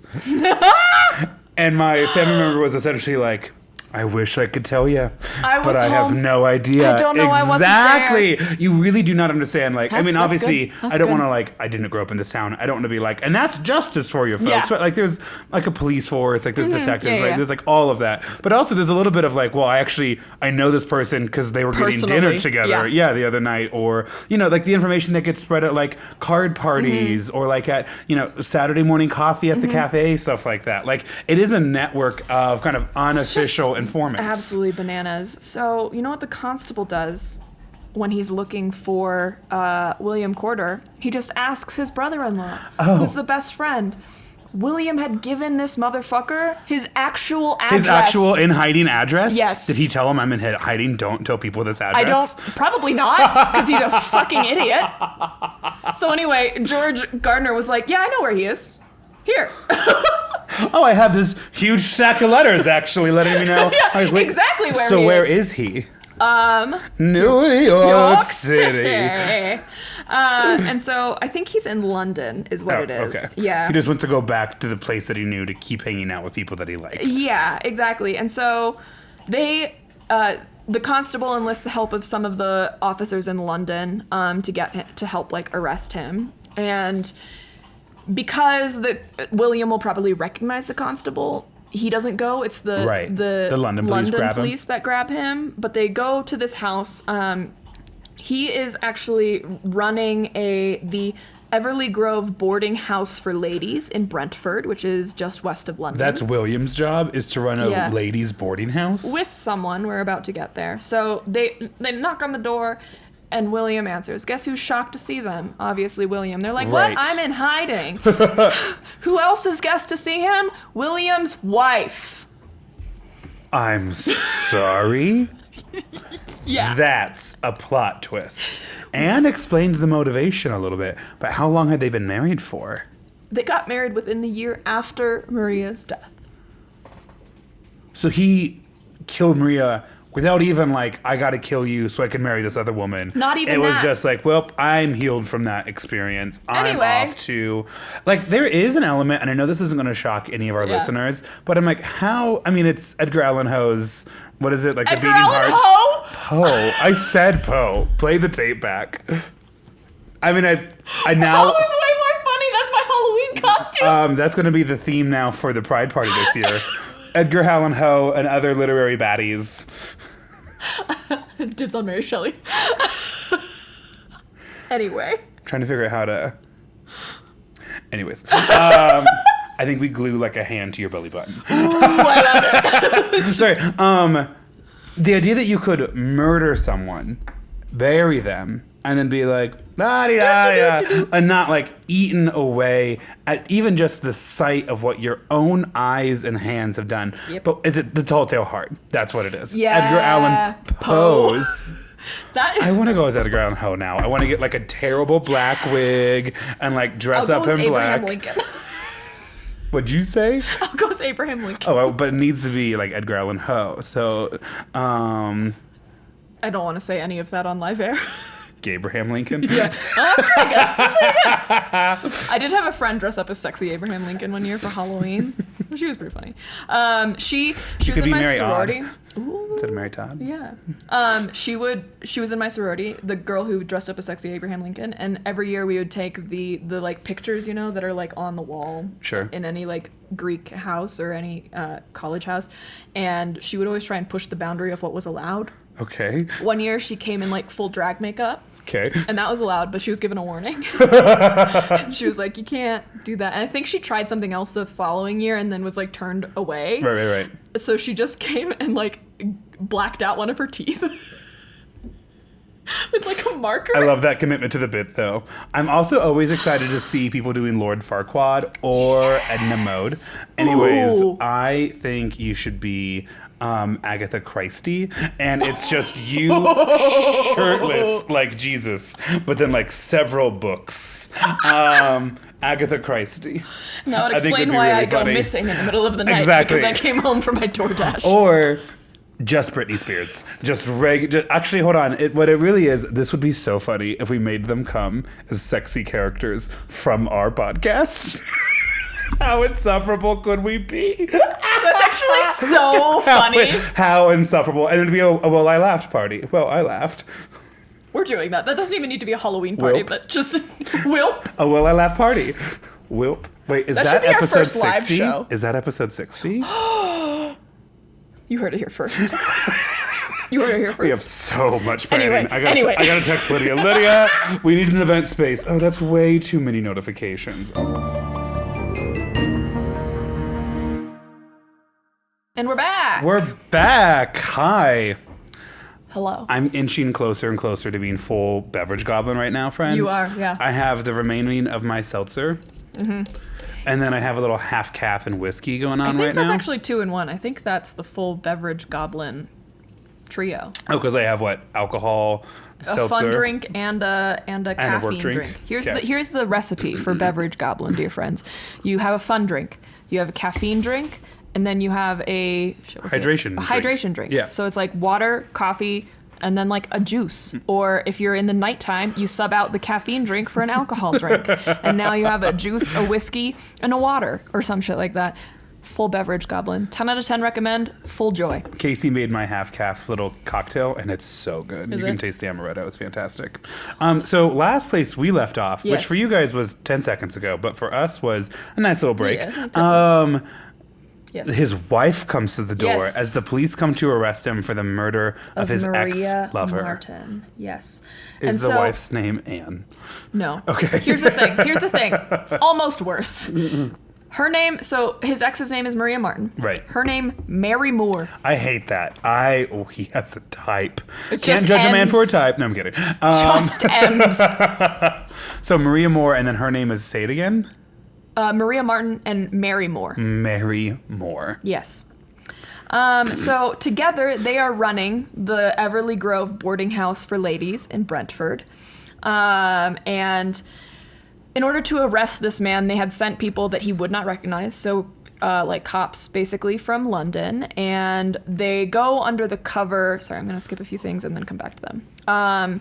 The constable doesn't want to go in to arrest because William will likely recognize him. So Officer Lee, one of the London officers, goes into the boarding house to meet with William under the pretense that he would like to have his daughter stay there.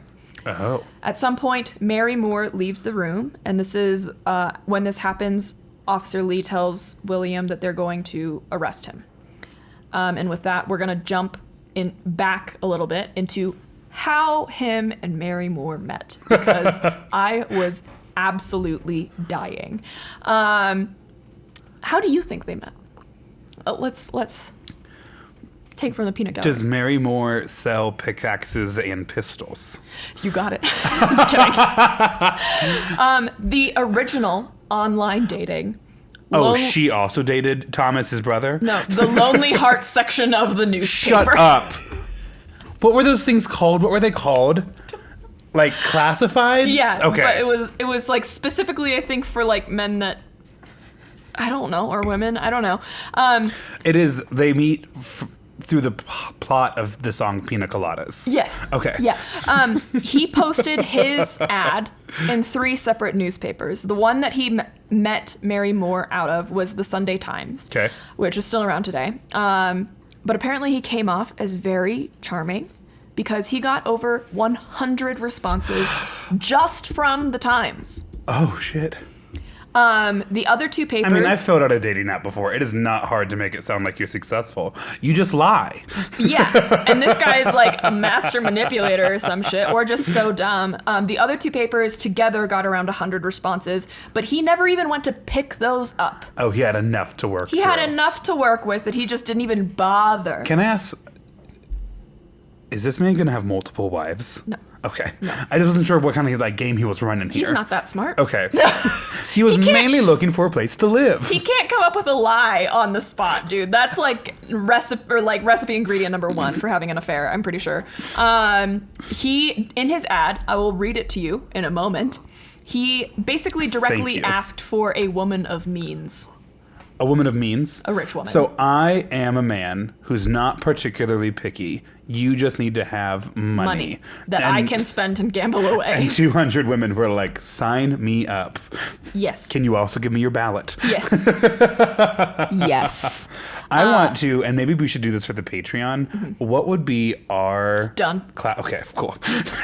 I have another question that I think I meant to ask you when we recorded last time and I kept forgetting. Actually, I'm just going to ask you right now. Okay. It's a quick question. I love it. If someone were to summon you using a cauldron, what would be the 3 very specific ingredients they needed? God. Gin, for sure. Seltzer. Can I tell you Lime mine? juice. So a margarita gin and tonic. Honestly, oh gosh, how much do I want to spill on myself right now? Here, I'll find mine really quick. Work drama of people I've never met. gin, and someone at the party needs to be trying to hook up with one of my friends or vice versa, but there's like a dance happening. Like I love a dalliance. Like I love a little show, but you get to be part of it. Like that's what I need. I need it to be like a weird social situation, gossip about people I've never met, and gin. So I posed this question to Maddie and Abby. Okay. This is a great question. Thank you. Sorry, we'll get back to the woman's murder in a second. I heard it on Go like ahead. TikTok or something. I can't take credit. Mine would be my misplaced phone. I cannot have it. You have to find it. To a bowl of some noodle-based dish. And some juicy gossip written on a block of cheese. I love that. Oh, just like steam printed onto it. Yes. So noodles, cheese, and your phone. And a noodle-based dish. Yes. My phone, juicy gossip written on a cheese. I want you to It's know important. right now, this is my opening question with the advanced kids tomorrow. So good. I was up until moment being like, oh, I don't know if I'm ready to go back to work. Like, am I funny or charming or interesting? Am I even smart anymore? Oh, I'm going to win Teacher of the Year with this. This was Abby's. For reference, her dog's name is Prescott. Hers was money, hair from Prescott, and a leaf from the tallest fiddle leaf fig. And then my friend Maddie was a splash of bourbon, the peak of a black crow, because her skis are black crows and she loves them, and a Shrek 2 DVD. And then get out a saxophone and have one person stir clockwise 3 times while the other person plays Clarence Clemens' Jungleland solo. I don't understand that last one, I don't either. but I appreciate the specificity It's the of specificity. it. You know what I mean when it's Yeah. like let's use a fake name here to protect the people who we love the most. We don't know a John. Like, oh, John's coming to the party and John's bringing a friend, and we're going to That's kind my of favorite. that I love that because now the entire friend group has a goal, knows. and it's like if we like John's friend, hurtling them towards Yeah, John. he's- And if we don't, well, then it becomes fun too, because then all of us get to have side conversations in the bathroom and the patio, but none of us are going to pump the brakes on John because we wouldn't ruin their evening. That's not very, G of us. Yeah. But the next day we're going to be like, oh yeah, like he was fine. Like I don't, do you like him? You tell us about him. You let us know. And then only on 2 separate occasions is it recorded in our friend group the next day we were like, we hate him. Yeah. And we want you to know we love you, and that's why we need to tell you this truth. Terrible person. They have to be really bad. But yeah. The number of times Abby has texted us, like me and Maddie's group chat, of just being like, do you want to know the tea? And I don't even need to know what the tea is if I know anything about the tea. I want to know the tea. It doesn't need to be gossip about anything. So gossip on cheese. Anyway. William Foxy quarters. Yes. 3 ingredients would be hogs. Yes, hogs. 100%. Women who were at one point affiliated with a family member. Yes. Like a piece of their dress. Right. Yeah. And a bad alibi, I think. Yeah. Written on a scrap of paper, burned. I thought you were going to say cheese. True. So, Right in. I would love to hear what some of your guys' cauldron honestly, ingredients are. this is my new favorite question. Like it really is. I want to. Like, if some of them are good and even kind of appropriate, I'll share them with like the students. We'll talk about them next time. I love that. Yeah. Sorry. Okay, so we're on the Lonely Heart section of the newspaper where William Corder meets Mary Moore. What you need to know about Mary Moore is that she's the daughter of a jeweler, so she is a woman of means, hence the marriage. Fun fact about this whole situation, there's been a book written about this whole case. It was published about a year after the case concluded, so after a trial and everything. I'm going to read you, I want to flip out my notes. Yes. The name of this book. Okay, hold on. So this book is about Mary Moore?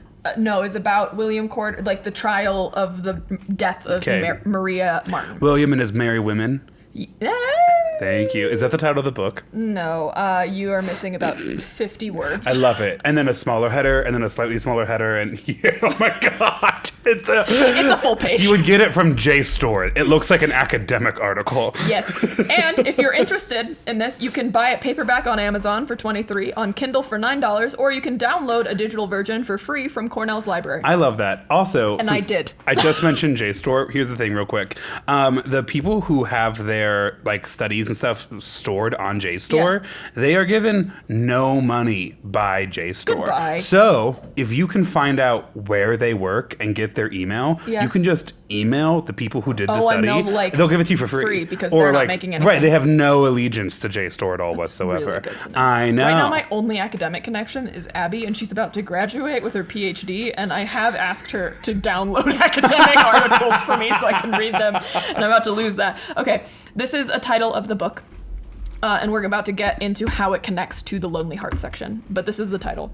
An accurate account of the trial of William Corder for the murder of Maria Martin of Polstead in Suffolk, which took place at Bury St. Edmunds on Thursday and Friday, the 7th and 8th August 1828, before Chief Baron Alexander, with the portrait of the criminal, to which are added an explanatory preface and 53 of the letters sent by various ladies in answer to Corder's matrimonial advertisement inserted in the Sunday Times and Morning Herald of November last, carefully copied from the originals in the possession of the publisher. In my defense, that was the other title I was going to go with other than William and His Merry Women.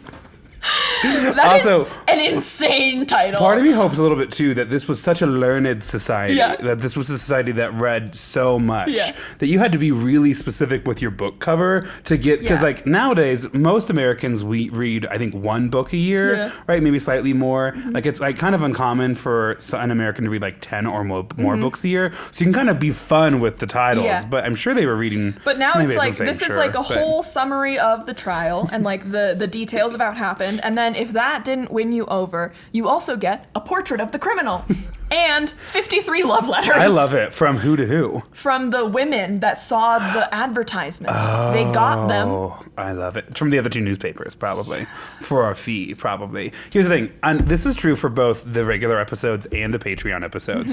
When I have a bad dating experience on the dating apps, regardless of what the experience is like, I, as a principal, do not read their profiles or like share anything about their profiles like in the show because I would crumble if I found out if someone was reading mine out like to get laughs to your room. 100%. Like that is just bad energy. Yeah. And so the fact that he was like, and then find out the 53 other women who wanted to marry him, like that, what is going on? Also, that is the original Whistle Down.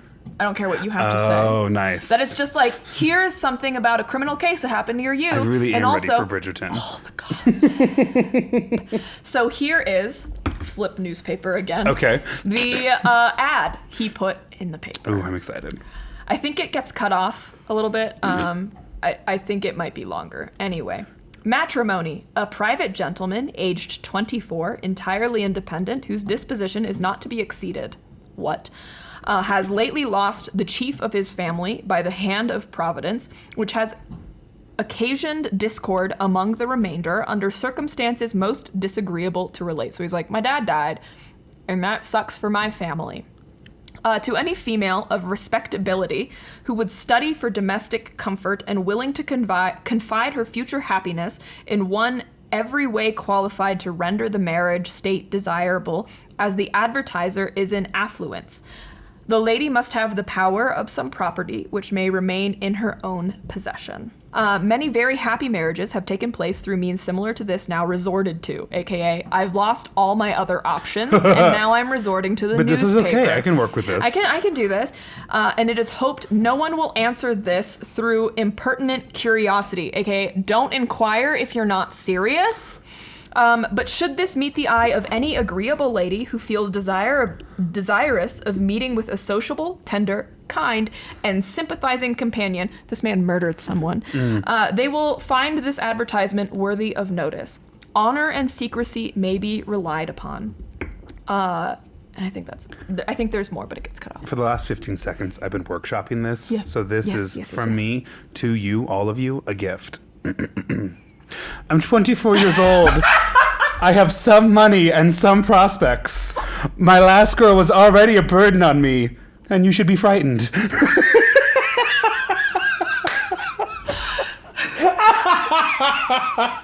Isn't it crazy that a year ago we barely knew each other? That was poetry, Grant. How did you just pull that out of your ass? I'm so confused. It's the half cap. I just told you I needed a little bit of focusing, and there I am. I really do like to think of myself as a creative person. You really are. Don't feed that fire. That was beautiful. Thank you. That was great. Next shirt. Yeah, that is a phenomenal summary. He's like, I am a phenomenal man who has some money. You must also have some money. You can keep some of your some money, but I am in charge of my household because fate was like I should be. Don't ask about my mom, and it's okay that I'm advertising to the newspaper. I'm a catch, and that's why I'm here. Yeah. There's no other reason that I haven't found a wife. And I was kind of skimming through. A United Nations of red flags. Sorry, literally. I was skimming through some of the responses because there are 50 of them, and some of them were relatively long. And so I was skimming through some of them. Some of them were kind of like funny because it was. I get that dalliance though. I get that dance. It was really like flirty messages. Like imagine your first message to someone on Hinge, but imagine you probably might not hear from them ever again, and you just need to get it all out in like 10 sentences. Right. That's what it was. A really common prompt right now, at least on some of the apps, is like, what's your craziest first date idea? And it's like, I don't know if you deserve it. You know what? You'll see my craziest first date idea on the second. When you've gotten through the TSA that you gotta run for me to want to put you in my phone. One of my questions was, I'll go on a date with you if you can beat me at office trivia. You are so competitive. Yeah. A couple guys took me up on it. No one beat me. The offer still stands. Engaged woman Maia Warner takes out an ad in the classifieds. Go on a date if you can beat me. You can't. I watch it every day. Okay. I can't wait until we find another woman who throws down in the buy gauntlet who also needs to listen to The Office so they can go to sleep. I'd sell tickets to that. We might tear each other to pieces. And that would be kind of hot. I would say like in a Mary Shelley way or like in a Foxy Williams way. But one of them's sad and one of them ends up dead. What? Neither. Like how the one that is sad is not the one that ends up dead. It's true. Okay, so we've been go ahead. So I was perusing these ads, right? Trying to find one that kind of stuck out to me. And I was like kind of back and forth between a couple. And then I scrolled up. I was like, let's find like the first one that they put. Right. First one that they put wasn't like, it was like really, it was actually someone propositioning him on behalf of a woman that they knew. And so it wasn't super interesting. And then this one. And you do have to read between the lines because it's like Old English. Sure. I love this one. This is also written in 1828, so this is written at, it doesn't say the month, but I assume it's like January 27th, so they waited like a month to write this in. Okay. On taking up the paper this morning, your advertisement was the first thing that met my eye. And in seeing the word matrimony, I, laughing, said, "A gentleman wants a wife." But I suppose he is still in greater want of money. Otherwise, he wishes to make himself warm this cold winter weather by laughing at the credulity of the female sex. Yet surely no man of understanding can derive pleasure by making fools of those who are by nature weak and entitled to protection and pity rather than ridicule. Having said all I had to say, I fetched a deep sigh, conscious, I suppose, of my own defects, and again looking at the paper without intending to do it. I read your advertisement through and was not a little surprised on finishing it, for although there may not be one word of truth, yet certainly it wears the semblance of sincerity. If really your situation is what you have represented it to be, allow me, although a stranger, sincerely to sympathize with you. Although young, I have suffered much by unhappy differences in my own family, therefore can feel for others who endure the like misery. I repeat, if your tale is true, upon my word I pity you. If it is a fiction, I hope my sex may be revenged by your being obliged at some future period to pass 1 month in the house of discord. But if this statement is indeed sincere, I hope ere long you may you may be enabled to regain peace and undisturbed tranquility, that you may soon find a lady whose disposition may accord with what yours is said to be. For myself, I want not a home. I have every necessity and comfort, though not the Superlative? The excesses of life. Superfluity. We're gonna move past it. Okay. Excess, like happiness, the things that wealth brings you. And am far from thinking that happiness is only the attendant of riches. I am content and strive to make others happy. The great can do no more, and I with pleasure look forward to the day which I hope will introduce me to one who may possess some of those amiable qualities, which the advertisement says belong to you. Do not hold up to ridicule those foibles which are constitutional in my sex. Remember, perfection is unattainable. Rather pity than condemn. And in return, I will wish you, whoever you may be, all the happiness you can wish yourself. So is she soliciting him, or is she nagging him, or is she making fun of him? Either she's playing hard to get. Okay. Or she's like, I saw straight through you. That entire thing's a fucking lie. I don't believe you for a second. If it is true, sorry. I hope happiness for me. I hope happiness for you. I did not expect Jane Austen to make an appearance in this. This letter was fucking insane because it wasn't even like, I hope to meet you one day. Because Right. the letter right above this literally said, meet me at this bridge at this hour and I will like talk to you. And that's what most of them were like, I will meet you here at this, like whatever. I am ready to roll. Yeah, literally. And this woman is like, you seem pretty fake. And also, like... You're head of the household and you have some money and you're 24 and you are soliciting in this section? And also, it really seems like you're only after money. That's literally what she was like, it seems you're only after wealth. Because at one point, doesn't she goes, I also have suffered tragedy and I also now have wealth because of that and I think you're pathetic. Literally. I love her. Fucking incredible. That's the beard. This is... right there. Yes. That's... There it is. I'm so honored. I'm so honored. It doesn't even, like, the person who published this, like, mentions in their preface, like, I removed all personal details. Sure. So, like, her name isn't even mentioned. And I'm like, I worship you. What queen? I like to think that every day she wakes up and skips past, like, all the world news. And she's like, who are we roasting today? She's like, I just wanted to look away, but I just had to read, which... And then imagining over breakfast, a gentleman wants a wife. And then I just imagine, like, pencil out from ear. And just start... Cursive. Just start scribbling like you're a fucking idiot. Anyway, fucking hysterical. Fantastic. So, reminder, we're back at the arrest. Okay. This is where we started this whole Jumping tangent. back into it all. That was a good little side Thank hustle, you, though. Because I downloaded this whole document and read through several, like at least 20 pages. It's also not super easy to read, so it's I'm not. so proud of you. Thank you. It took a lot. Okay, so we're back at the arrest. The constable, so William and his wife, Mary Moore, are in the room with the officer from London. Eventually, Mary Moore leaves. At some point, the constable from Polstead enters the room after William's been informed that he is under suspicion of murdering Maria Martin. And so they come in and they tell him they're going to take him back to Suffolk, where he's going to be charged with this murder. At some point, so the constable shows up. What do you think William's excuse is? What do you think he... Oh, I figured he was like deaf and straight, which just mean to get pushed out a window. SAT's coming up, folks. Actually, by the time this publishes, it'll probably be done. So what's his excuse? Yeah. Because they're like, you are wanted for the murder you clearly of... murdered her, what say you? Right. And he was like... What? She's dead? I thought she ran away with Peter Mayhew. It's even worse. Oh, God. His response is, I never knew any such person even by name. I have no idea who you're talking about. That's his excuse? The constable that he knows from his hometown... Whose brother was like, how's your girlfriend, Maria? Is in the room. And he's like, who?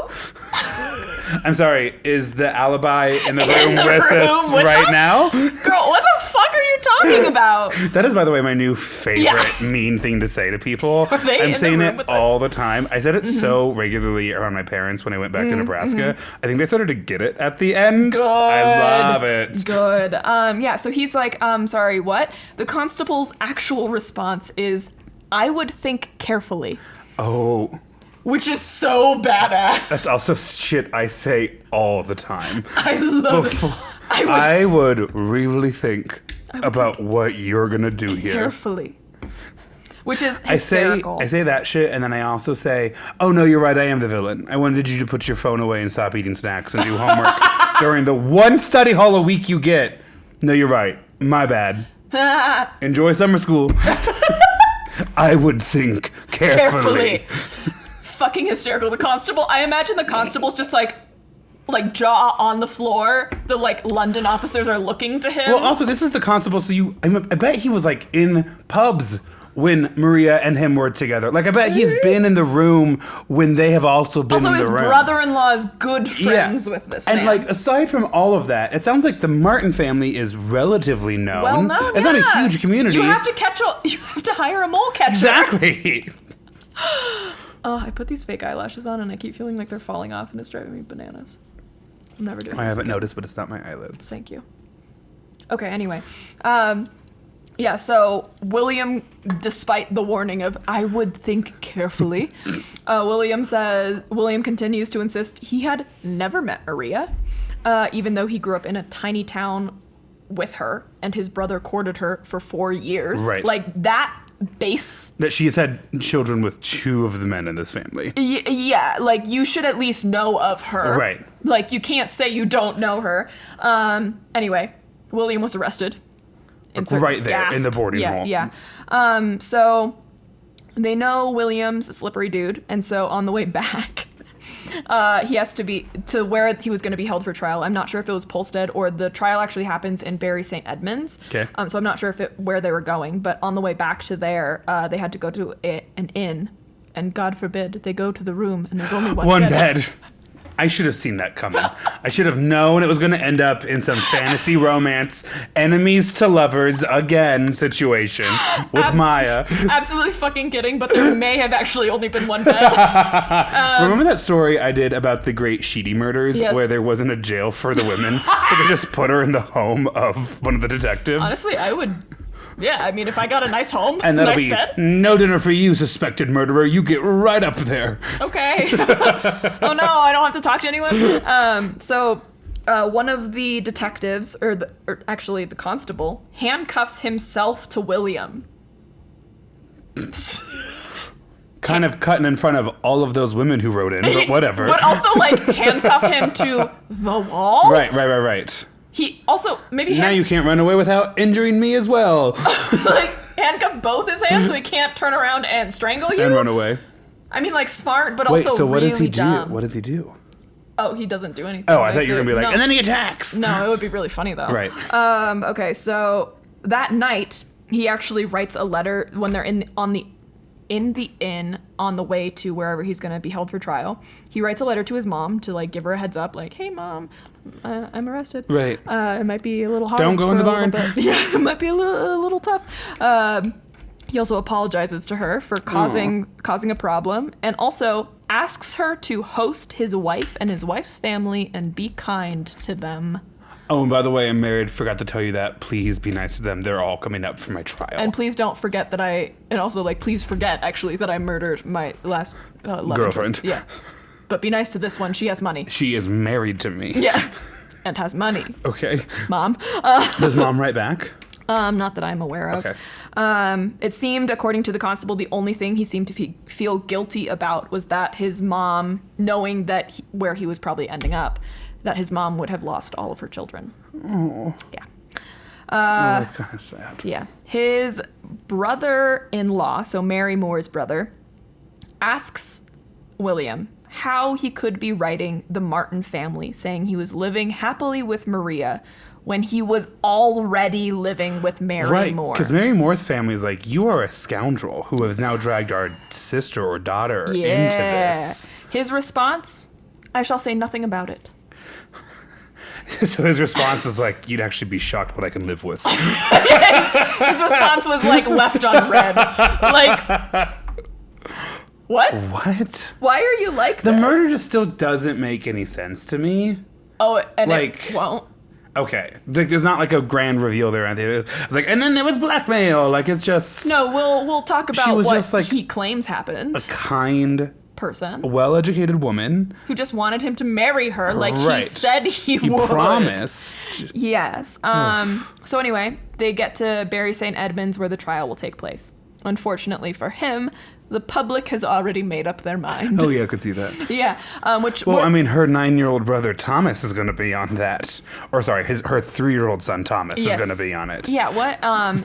Apparently the judge was like concerned about the fact that everyone seemed to know about. This case was being heavily sensationalized, which is why we know about it today. It happened in the 1800s. Why there was a book. Yeah, exactly. Multiple books. Apologies. Yes. The next one you're going to be horrified by. Okay. So, puppet shows were playing, showing how he killed Maria in the barn, my and God. songs were written about him. Not in a good way, by the way. Not in a good way. The trial had to be delayed due to the mass media coverage and spectacle of the time. And here's a fun little fact. Since the coroner could not confirm the cause of death, they wanted to do everything they could to avoid a mistrial. So William was charged with everything they could think of that might apply. He was charged with shooting her, stabbing, like all of these as the cause of death, obviously. Sure. So shooting, stabbing, strangulation, burying her alive. Okay. He was also charged with forgery over cashing that fraudulent check from Right. Peter Matthews. And so in total, he was charged with 9 crimes. Basically, they were like, let's charge him with anything we can think And it of. could get a stick. Something has got to stick. Sure. The trial starts on August 7th, 1828 at Shire Hall in Bury St. Edmunds. The trial was so sensationalized that all the rooms in the nearby inns were booked, and you could only get a seat in the courtroom if you had a ticket. Even It's kind of crazy to me when courtrooms are like, tickets, get your tickets here. the way that I would so easily be one of those people. Because you can't get on jury duty. They Yeah. just will They not won't let call me. you. So even so, people crowded on the streets leading to the hall, hoping to catch a glimpse of William or any of his like team or whatever. William, unsurprisingly, pled not guilty. Sure. Okay. He says he committed great sins, but that this was not one of them. I would like him to tell me what he thinks a great sin is. Right. Because I don't think he knows. He's like, I've made a couple mistakes in my day I sold pigs that weren't mine. and stole one too. I've had some crazy nights down in London. And it's true. I married an older woman. And But I've never murdered someone in a barn I own. no. And they're like, we never said it happened in a barn. He's like, shit. Meanwhile, Mrs. Ann Martin is like, I saw you! Saw it in my dreams. Like Patricia Arquette in The Medium, 2004 to 2011. I saw you! I don't know if that's the actual dates of that show, but my family were religious watchers of The Medium. Sorry, Patricia Arquette. No, you're good. In fact, when I saw her in Boyhood, then years later, I was Yeah. like, look at her still working. I love that. She Patricia was. Arquette, fantastic. Anyways. We've talked about it. We talked about it in the Houdini episode I'm never gonna stop talking about The Medium. Sorry, Oh, that's Patricia fine. Arquette. Yeah. Okay. Yeah, I And like they were it. just so brave to cast like a medium ugly husband, you know? Yeah. Okay. Yeah, Have you right. seen it? Have you Yeah, seen a second I've of seen it? it. You know who I've I'm seen a talking about second. then. Yeah, we absolutely. talked about Like not a single ab on his body. No. Yeah. Dead bud. Hot. But sorry, we were talking about a Okay. murder. So, very quickly, I'm going to address one of the rumors that was brought up around this time. I don't know that there is a lot of truth to this, but it if I don't mention it, someone's going to comment it, and I just know it. There's a rumor that Mrs. Ann Martin, who was not actually a lot older than Maria Martin, was having an affair with William. And that I'm sorry, I'm actually kind of gagged a little. I know, and that they together plotted her demise to get her out of the way, and that her telling her husband to like go check the barn was her guilty conscience. What was There is- Foxy William cooking with back in the day? There is like no evidence that I could find to support this. This seemed like just a rumor, and also like Okay. she's a witchy woman. There must be a reason, like sure. that kind of a thing. I'm more inclined. Also, though, I mean, if you don't believe she's having psychic visions, it does explain why she knows where and how. I would say her psychic visions were more like she knew Maria was going to the Red Barn, Right. and then she never saw Maria again, And then and the so her imagination. brain just like put two and two together. Yeah. That makes more sense to me, especially given their relationship. There's no reporting of them having like any weird Heard. tension or anything. It seemed like she had a good relationship with the dad. I don't know. That is a rumor that came up, but nothing ever happened with that. So anyway, the witnesses that testified in the trial. Mrs. Ann Martin testified in the trial explaining the timeline of the events and what happened. The constable testified saying that he had never considered obtaining an arrest warrant for Maria. He also told the story of how suspicious William acted upon the arrest, of saying like, Maria? Is that how you say that? Who? Martin? Martin. Not Spanish. Okay. No. I don't know. Yeah. I don't know one. Well, I think we had a Maria stay with here a little bit ago. Yeah. Isn't that right, Mary? Yeah. Yes, exactly.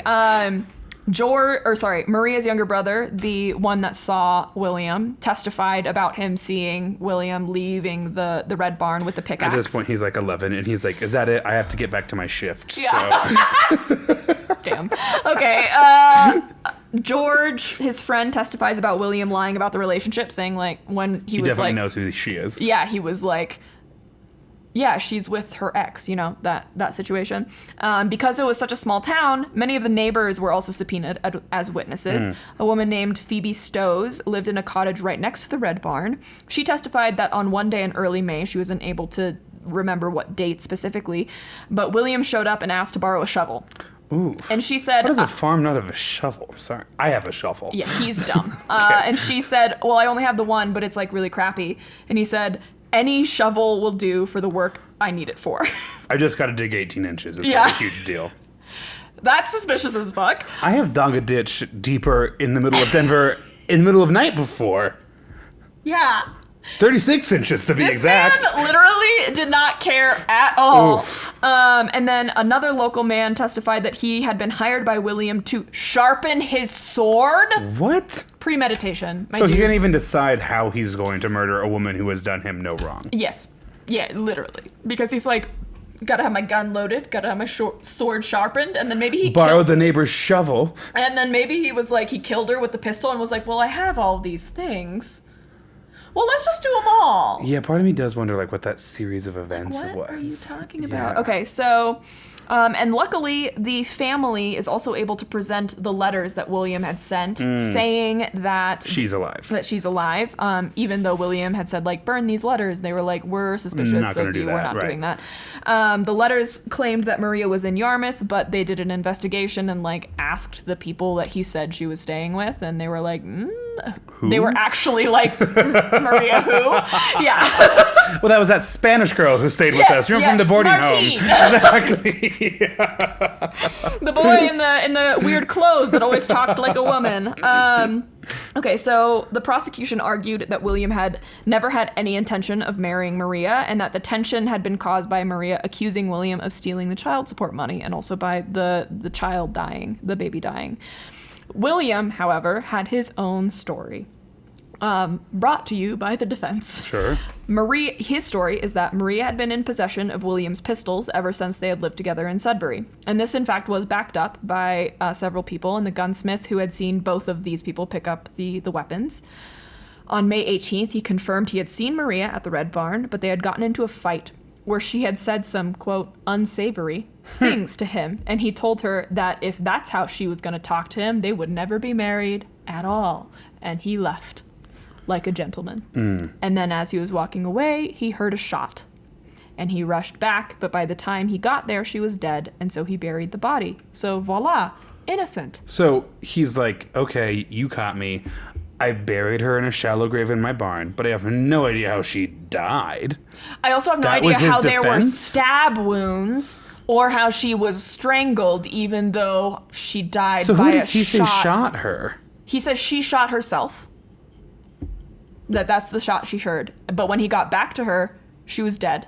but then does not account for the stab wounds or the strangulation. Oh, or the not telling anybody and then lying that I am living exactly. with her. Literally, like, that could be plausible if you had said that in May of 1827. Right. So, like, the day they show up, Yeah, you're like, well, like, hey, she so was sorry, distressed. she shot herself. Right. That's how that would and have I mean, worked. misogyny is on your side there. Literally. If you're William. He could have gotten away with it. Right. He also could have gotten away with it if he had just left town! Right. If he could have left a woman that had actually no real claim to him and just been like, ghost, goodbye, Yes, you know? exactly. Interesting. So the jury goes back to consider all of the wild evidence they have been given.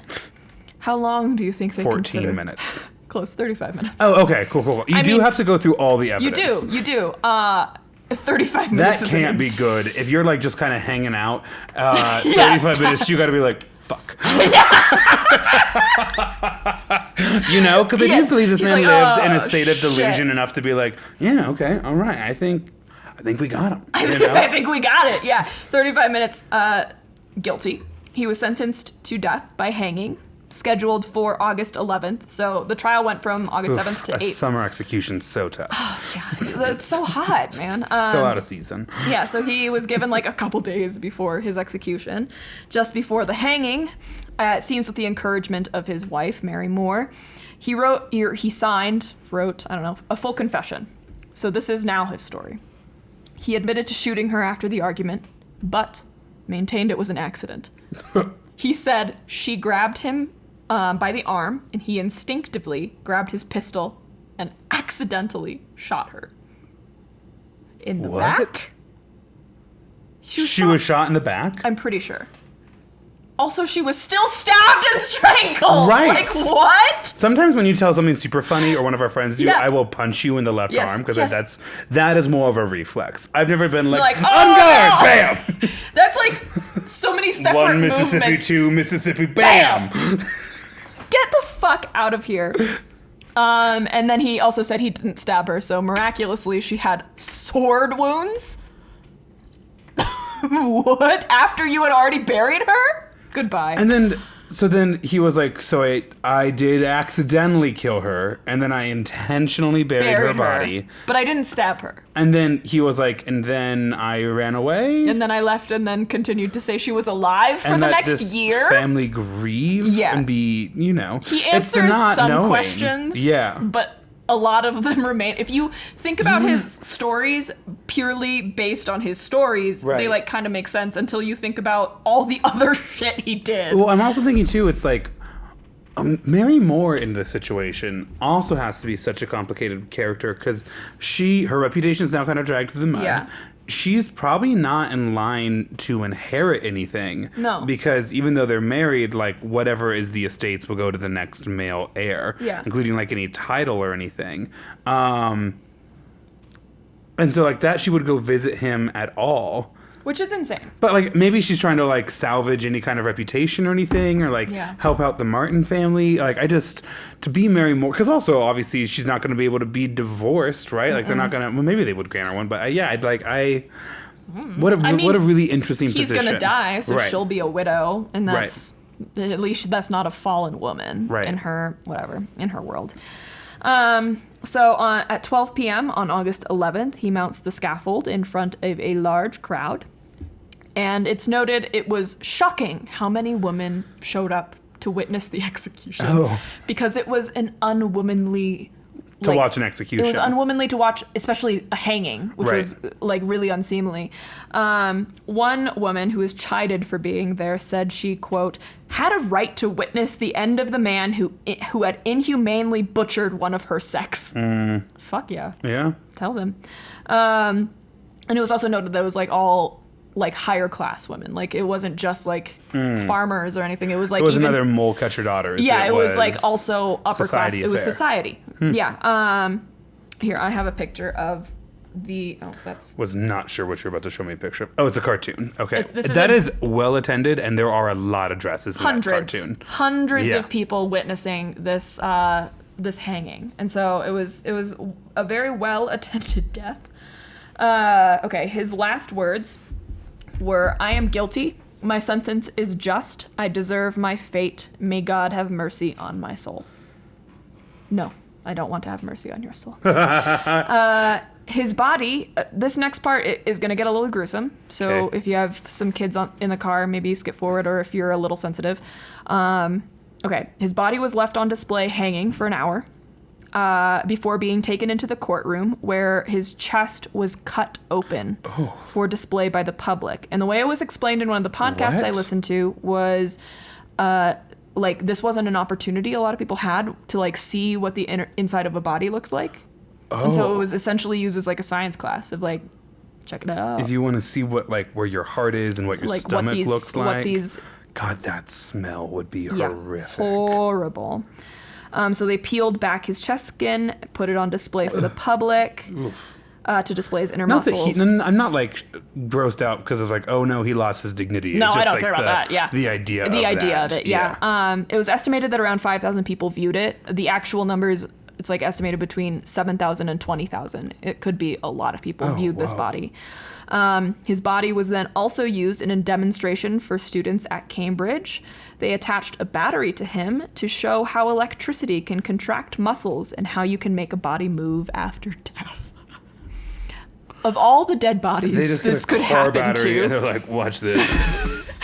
of all the dead bodies this could happen to, I'm not super upset about this one. I don't think this guy deserved a whole lot of respect after death. That's horrifying, though. His skull was then used for phrenology. Do you know what that is? So it's basically like what they studied before they were able to study the brain in depth. It's a total pseudoscience. It's basically using the shape of the skull to determine the traits of a person. Like eugenics and stuff. It's absolutely rooted in racism, sexism, and eugenics. However, they used his skull for phrenology. They wanted to study him because he was a criminal, and no one could really understand why he did what he did. The examination determined the areas which held secretiveness and destructiveness were more developed. And the areas for that sounds made up. and the areas for good traits like benevolence and kindness were underdeveloped. So basically, pseudoscience even fucking hated this guy.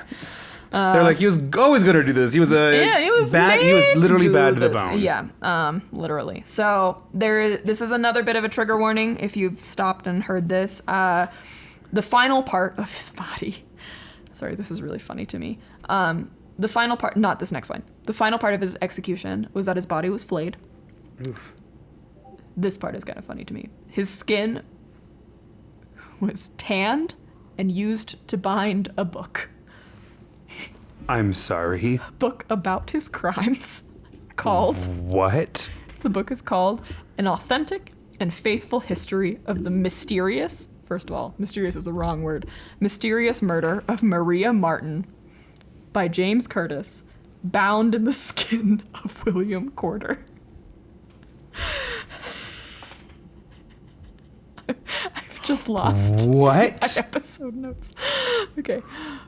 No. I gotta sit with that for another second. I don't know if you're cutting these pauses. They Here's a still book. have it. It's still on display in Suffolk. It is actually really well bound. Yeah. And if I didn't know, It was human skin. oh my God, I feel gross almost touching the picture on your iPad of this book. And apparently, like, around this Oh time, my binding things with human skin is not necessarily uncommon. It was just like a first edition of the book. Yeah. This is like I'm sorry for laughing if, like, you're not into dark humor. This is just, like, the ultimate disrespect for this man who could not show respect to a single thing in life. Let's not act like he was a saint and now we're, like, degrading his memory. Yeah. I think right now, I'm like, is it wild that we're displaying it? Or does it, like, make sense? I mean, time doesn't necessarily excuse the crime he committed. No. And also, like, any moral judgment rendered at the time, like, or whatever we do now isn't going to change, like, how it was received. Like, where it is just, like, here is the history as it was presented a lot, but still. I just want to know, like, I understand that this was probably not the first time a book had been bound with human skin. It's just, I want to be in the room when someone proposed that, you know? They were like... Oh, I imagine, because you said it was kind of common at the time. Yeah. Someone was like, well, I mean, how many books do you think we're going to get at? I think it was probably more matter of fact than you are probably really giving fair. itself. I think one of the It's not podcasts a I huge listened book, to. for those of you wondering. No, Like, no, it's it maybe feels like like- an inch and a half thick or something. Oh, I'm just talking about even like just like it's like the size of a regular book. I don't know how the tanning and leathering process works, but I imagine if that's the size of the book, you could get bare min 2 books out of the entire 100%. surface area of a human. But I'm sorry if that was so gross. I think there is like a Boston museum or something that has a section for like books bound in human skin. So I think it is like, it's not like uncommon. It's probably not like super common. Like you're not going to the store buying books made of human skin, but it is like unique still by the time. And it's hysterical to me that this happened to Are you William going to tell us what Porter. happened to Thomas Martin or Thomas Mayhew? No. Okay. No, He I have no kind idea. of disappears the history. Okay. Yeah, so this case was so sensationalized. Books and plays were written about it. I think there's a couple like older movies about it. There is a song about it that I was going to write the lyrics to and then I forgot. And puppet shows that I mentioned. There were trinkets sold off, like souvenirs, basically, from the execution. Mary Moore, notably, auctioned off the glasses he wore at the trial to make some money. And a tobacco box that had Maria's face on it, which I don't love as much. Wait, Mary auctioned off that. So Mary had a box that had Maria's or she put face Maria's on it. face on it, or I didn't get the impression it was something that she had. Okay. That like already had Maria's face on it. It seemed like it was like something that she was selling. Oof. Pieces of the hanging rope were sold for $1. Locks of Maria's hair were sold for $2. His execution mask. Of the dead body's hair? Mm-hmm. Oof. Yeah. His execution mask, the like sack that covered his face while he hung, and the skin book are still on display in Suffolk. So if you're there, let us know.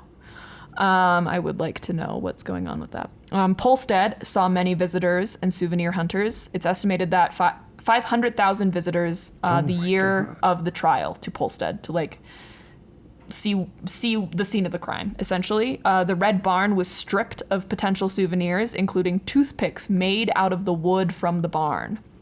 The barn actually burned down in 1847, so those pieces gained in value, obviously. Pieces of Maria's gravestone, this is sad, pieces of Maria's gravestone were stolen from the graveyard, eventually to the point where they forewent the gravestone, and now there is only a sign on a shed that marks her burial site, because they can't trust people to not, or they couldn't. Steal it. I don't know what it's like now. Maybe there's a gravestone now, Sure. but for a while at least there wasn't. William Porter's skeleton was put on display in West Suffolk. Nice. Nice. In 2004, it was removed and cremated. Meh. Okay. The body of their baby, which was buried in a field between Polstead and Sudbury, has never been found. I mean, obviously it's a baby and there's 10 miles to look through. Right. In 2007, a woman who is distantly related to William, not by blood, requested that everything on display in Suffolk be removed and buried in a respectful manner.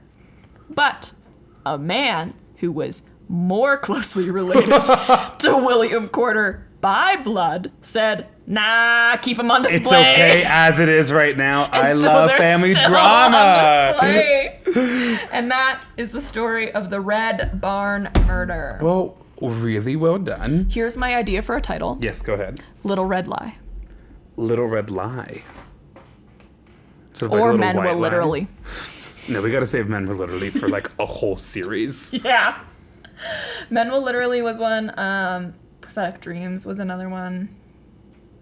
I think I deleted all the others. Prophetic Dreams, Part 1, Prophetic Dreams. Well, it was before I proposed the theme. I don't hate Little Red Lie. I actually kind of like it. Yeah, It's warming up on me a little bit. Thank you. It doesn't roll off the tongue like Little White Lie does, but Little Red Lie. Because it's not little. Because you're a fucking idiot. I almost want it to be like Marry Men or something like that, but that's not fair to marry. Or men. So true. Men and Pigs. Men. Yeah, I like that. Or Cover to Cover. I think Little Red Lie is the best, but Cover to Cover is kind of fun. Doesn't make sense to the very end either. I do like Cover to Cover. I think I like Little Red Lie overall. Cover to Cover is how I'm referring to it in my soul. That's just our little secret, those of us who made it here towards the very end. What are your final thoughts, Grant? I didn't have any. So, I mean, just knowing you as a longtime listener of the podcast. Yes. As soon as William was like, maybe, I was like, oh no. And then as soon as she was going to leave her family, I was like, do not do it. No. Do not leave your family. Do not go jogging at dawn or dusk. And I'm not saying that's your fault. Like, society should be safe for you. Yeah. But right now it's not. Mm-hmm. And you're going to get murdered. And she did. That was too bad. More than too bad. That was tragic. That was tragic, yeah. But I think he did a really wonderful job of kind of filling in the picture of this man to the point where I am like kind of baffled as to what his thought process is. I still don't understand why. I also I think one of the things I'm really struggling with is like, you have nothing but time to think during this era, right? Literally. Like, it's not like you can put on your AirPods and go on a little mental health walk or anything like that. Like, everything you do, you are doing, either you're talking to someone or you're working. And he was a farmer, so he was working a lot of times on his own. Yeah. And how he didn't manage to cover himself better, to like take care of it all, I am truthfully mystified by. I learned how to tell a better lie just by like basic childhood trauma. You even have siblings. Yeah, like what?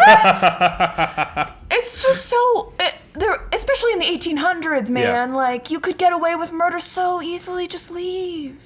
Also, the fact that he truly does not need to murder her. It sounds like he murdered her over potentially 5 pounds. Also, quit using other people in your alibis. Other people that are still alive and around that can say, what? And also, because I mean, like, especially, he murders Maria after the death of like the rest of the men in his family. Yeah. So in theory, he is set up in a way to where it's like, not to create more excuses or like lines for this man to use, because it sounds like Maria was well liked, respected, she deserved a kind woman. Better. She deserved the world. Yeah. He could have. I mean, even just the line of like, "Hey, when I was the youngest in a family full of men, this was fine." But now there is like expectations and family responsibilities. And for the same reason that Peter Matthew and my older brother could not marry you is now true for me too.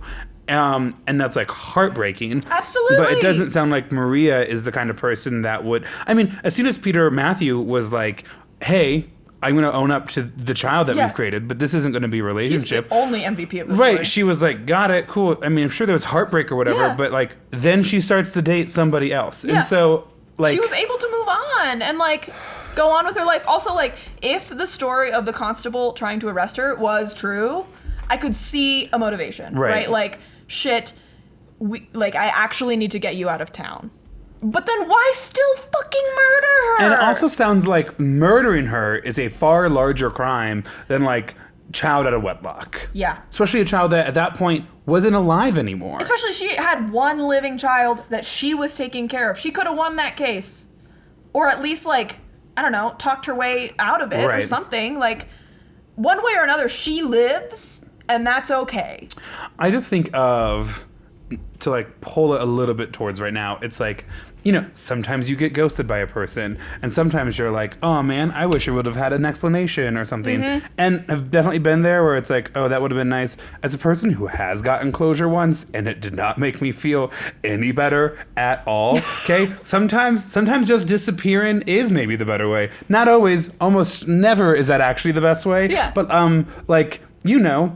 if your option is like, I could disappear from this woman's life, or I could end her life, one of these pick things option one 11 out of 10 times. Exactly. What? But also, this sounds like a man who was willing to do kind of whatever to get what he wanted in life. Which doesn't make any sense. What did he get out of her dying? It doesn't, other than just like some inconvenience out of the way. But part of me also wonders, like, if he doesn't get caught for this, or if he stays in London and doesn't come back, what else does he do? Who else's lives does he ruin, per se? Not to be like the evil part of his brain is overdeveloped, but like clearly his he has some ethical sociopathic compass, tendencies. His ethical compass does not include others, and he was now living in a place where he had more anonymity in London with like more people around him. Also, he's clearly able to to like talk his way into whatever. He got 200 responses from his fucking Lonely Hearts ad, and it's a debate whether Mary Moore won or lost that like thing. But Jesus fucking Christ! I think there's also an element to all of this too, where it's, you know, I think sometimes you'll see people not pine for like patriarchy and women as like second-class citizens, obviously not. No. But I think sometimes people are like, oh, you know, there was like more emphasis on like family and community and stuff like that. And like, sure, that was true, but all of this gets solved if Maria just gets to be her own woman. Doesn't need to worry about the law. Right. She could have gone after him legally for stealing the child support check. Right. Without like worrying about someone coming after her. And she also may not have felt like inclined to like need to marry someone for whatever fucking reason. If she was able to independently support herself. Yeah. I mean, I know plenty of women who are either on their own or in like a shared parenting agreement, like raising children and having careers and like living full and happy lives. It was actually so funny. I saw a TikTok earlier today, and I know I say that now like every episode, but I saw a TikTok earlier today, and it was a really quick TikTok, and it said, men don't believe women when they say they choose to live single, because every single man isn't choosing to be single. True, because single women are choosing to be single sometimes, which is great for them. I love Reddit these days has been my favorite social media source because I joined a few new Reddit threads and I'll get not a yellow flag at all. No.